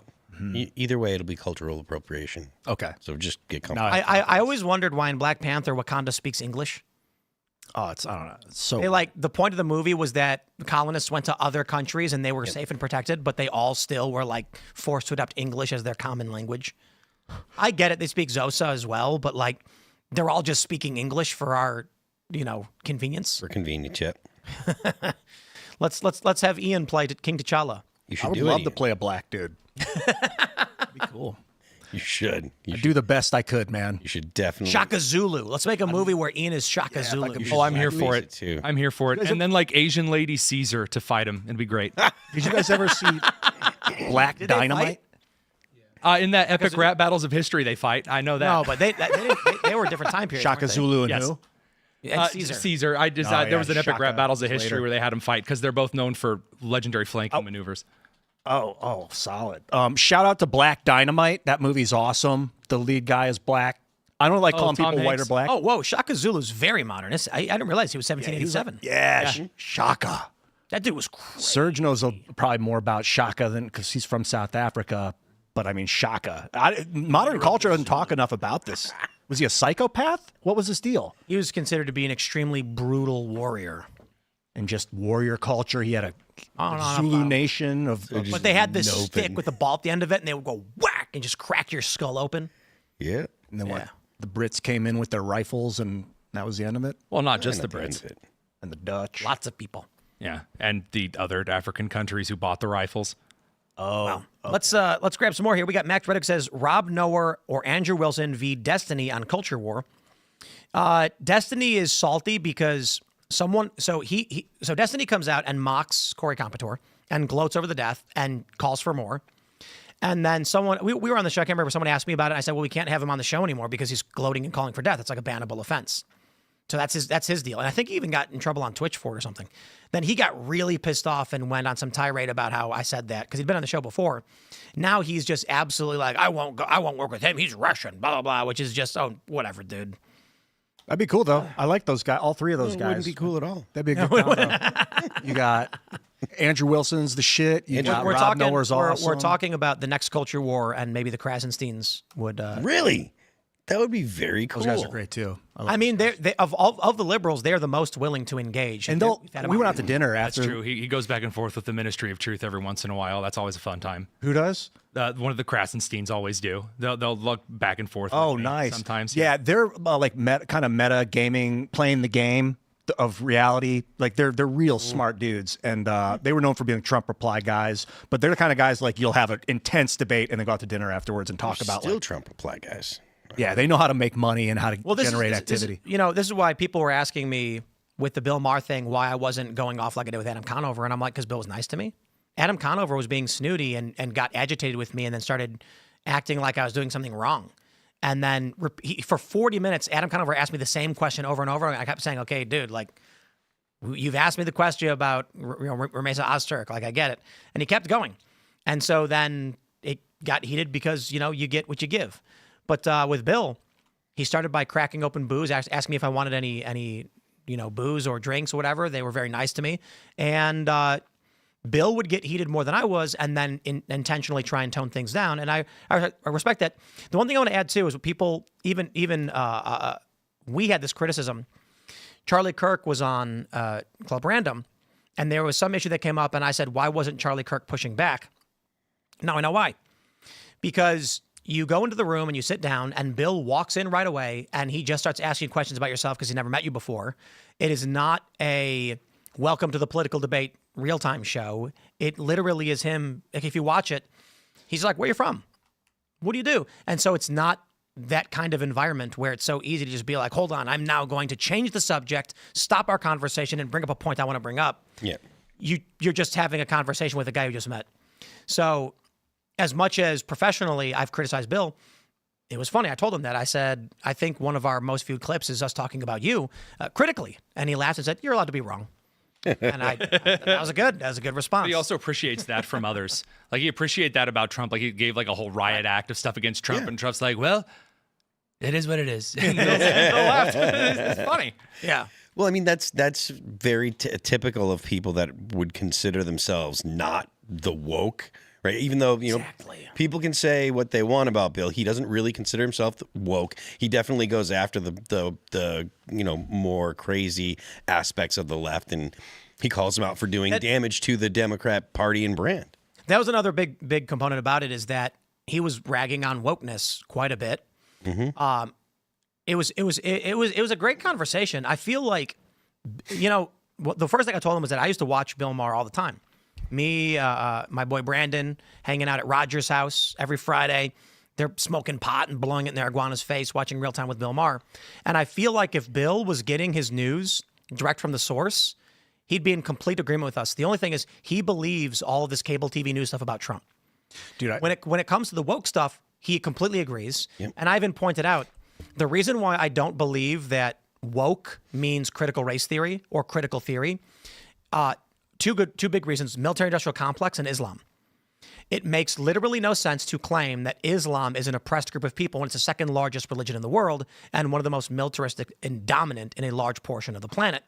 To then claim they're oppressed makes no sense. Mm-hmm. Then you have the military-industrial complex where they say it's bad, but support the wars. So the wokeness just is the cult of the left. But he largely agreed when I pointed out, how does it make sense the left claims they're fighting for the oppressed but supporting Islam, the second biggest religion in the world? Like, they're not oppressed. You know, it doesn't fit their narrative. Bill has been tied into the pulse of reality at least for 25 years. I remember Politically Incorrect was his show, and like right after 9/11. I mean, this is like 2 days after 9/11. Bill goes on this nationally syndicated show and tells everyone, okay, just hold on a second, everyone. Try and maybe see things from their perspective for a minute. These people that attacked the United States, we haven't been treating them very good.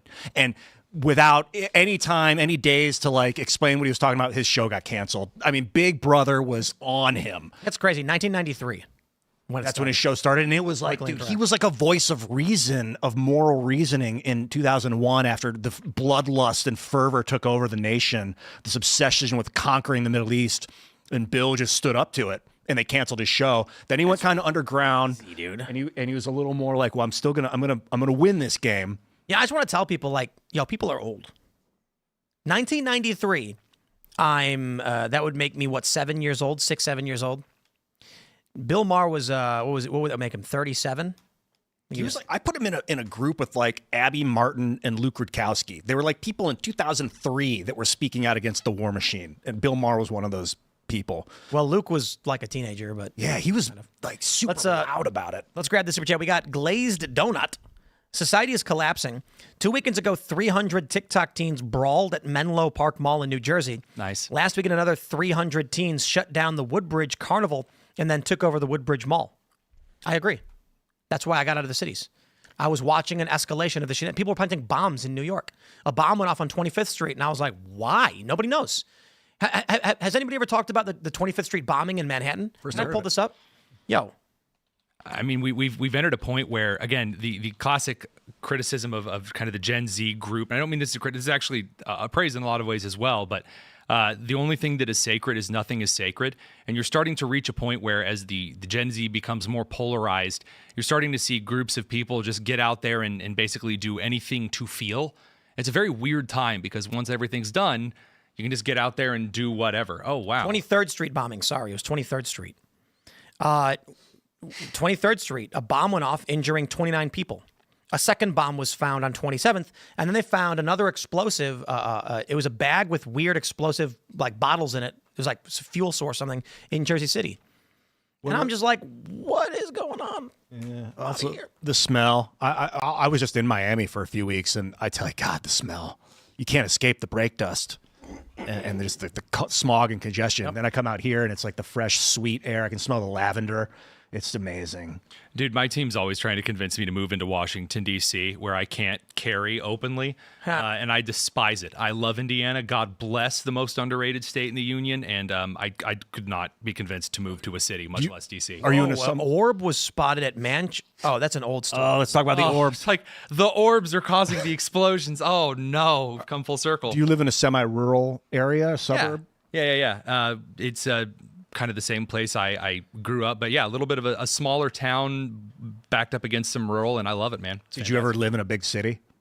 I've spent an extended amount of time in some big cities, and I've really just despised every ounce of it I've gotten. We got to grab more super chats. We got Not Your Average Dan says, Tim, quote, I'm starting to get the itch, end quote. They have medication for that. Indeed. Yeah, I'll never be involved in politics. My point is, what makes me want to be, I would love to be a lunatic in government. Like, I know that Cash and Dan get in there and they're like, okay, we got to do this right. I'd just go in and start flipping things over. Like, I'd be like, here's the entire contents of all of our documents to Congress. Have fun. And they'd be like, but that's going to undermine a lot of ongoing criminal cases. Don't care. You wouldn't want to go piece by piece and be like, well, this one would upset the Qatari nationals. Nope. We got to put this one for level 5. Give it to Congress. Your responsibility. Here, Congress. Here's everything we got. Don't care. I think they're doing a lot of that curation. I think Dan and Cash are taking a lot of the Crossfire Hurricane stuff and things that they think is corrupt and giving it, but they're not giving everything because they're still trying to maintain the integrity, what little there is, of the FBI. My attitude is like, I'd love to just get in there and be like, here's a USB drive. It'll give you unfettered, absolute access to all of our documents. Have fun. Everyone here have unlimited energy. Everyone free access to electricity. I don't know if that exists, but would you give it to everyone if it existed? Yep. I mean, it's inevitable. It'll destroy civilization, but and then it'll have to rebuild itself. Don't care. What do you mean it's inevitable? Free energy? Yeah. That's inevitable. It's not inevitable because it's not possible. The science sitting here listening. Like the sun. Okay, hold on. You look at the sun. It's not functional free energy. Yeah, exactly. That is very slow burning over a long period of fusion. time. Yeah, functional. Sun, for instance. Well, it's not free. It's going to go out one day, but billions for humans, of years. yeah, but for a human lifespan, it's infinite energy. The point is controlling the energy is the point we're making, not just having the sun blast in the face. So the issue is, can we output energy into our systems at such an efficient rate that it is functionally free energy? That is the ultimate goal, largely with fusion. The input is so minimal, the output is massive, and that's what we're hoping happens. The problem, maybe it's not inevitable. Well, yeah, the problem with that is just that as you start to increase some things, you increase others, namely gravity, and you start to create some really high temperature and to a point that you just can't contain it, and then high gravity so that things start getting real screwy real quick. So, again, I think that nuclear fuel is, in fact, a great way to go. But if we ever start brushing up against fission, I think that has to be something constructed in space. Fusion? Fusion. Fission now, fusion later. Yeah, you can do salt water. Yes, that's what I mean. Fission's great. Fission we can do now, fusion later in space. Well, that's we have ignition already for fusion, according to modern reports. JPL, yeah. But it's containing it once it gets going. Yeah. That's the problem, because you have it at significantly high temperature and then the mass. If we assume the reports are correct, we've contained fusion ignition. We can't capture the energy. That's the problem. So, like, when we burn wood and fire comes out, the question then becomes, that energy that's being released, how do we capture it? And so what do? Steam engines. So you create fire. All power is just boiling water. It is. Yeah. But in the early days, a steam engine, you'd boil a vat of water, creating pressure, which would push out of a controlled space, creating, the piston to rotate the wheels. Then we figured out how to create rotating magnets to generate electrical currents. And so we use steam pressure to spin things. The question for fusion is, we've reached ignition. How do we capture that energy? Basically, the fire is before us. how do we turn that fire into energy that we can run through our system? I picture, because you can make saltwater suns. You basically, this guy John Kansas was looking for a cure to cancer, and he was running radio frequency through salt water. He found this frequency that lit the salt water on fire. And you can look on YouTube, John Kansas, Kansus. Oh God, what frequency was it? It's up there. And so he has a test tube and fire coming off, but it was coming off the surface. It looks like the sun, like the fire coming off the sun. So I imagine the sun is like this saltwater fluidic ball that's getting hit by a frequency and it's lighting up. So if we take salt water out into orbit, let it coagulate into a sphere like water does in deep space, I think and they've then done that already. hit it with a frequency and light it up, we might be able to fuse chemicals in that. All right, let's read more. We got Not Your Average Dan saying, Ian, quote, I love Amazon balls. They have medication for that. What's the medication? More Amazon balls? Hold My Beer says, have you seen that the Texas governor swore the death penalty on 2 illegal immigrants who killed an Air Force cadet in a hit and run with a jet ski? I saw this. I saw the story of this young lady that was killed. They captured the people, right? From the hit and run? The news about Abbott and whether or not these individuals have been captured, things like that, that's news to me. I haven't heard that update. Yeah, I think they got arrested. Good. 2 suspects arrested. Yep. 2 arrested after jet ski hit and run death of a Texas teenager. Yep. Rue Actual says, mark my words, Cash and Bongino are still DNC cucks. There will never be a single arrest made. Well, I don't agree with that. Those guys are legit. Yeah, that's a bad statement, because I would argue that your worst case scenario is they arrest low-level staffers as scapegoats.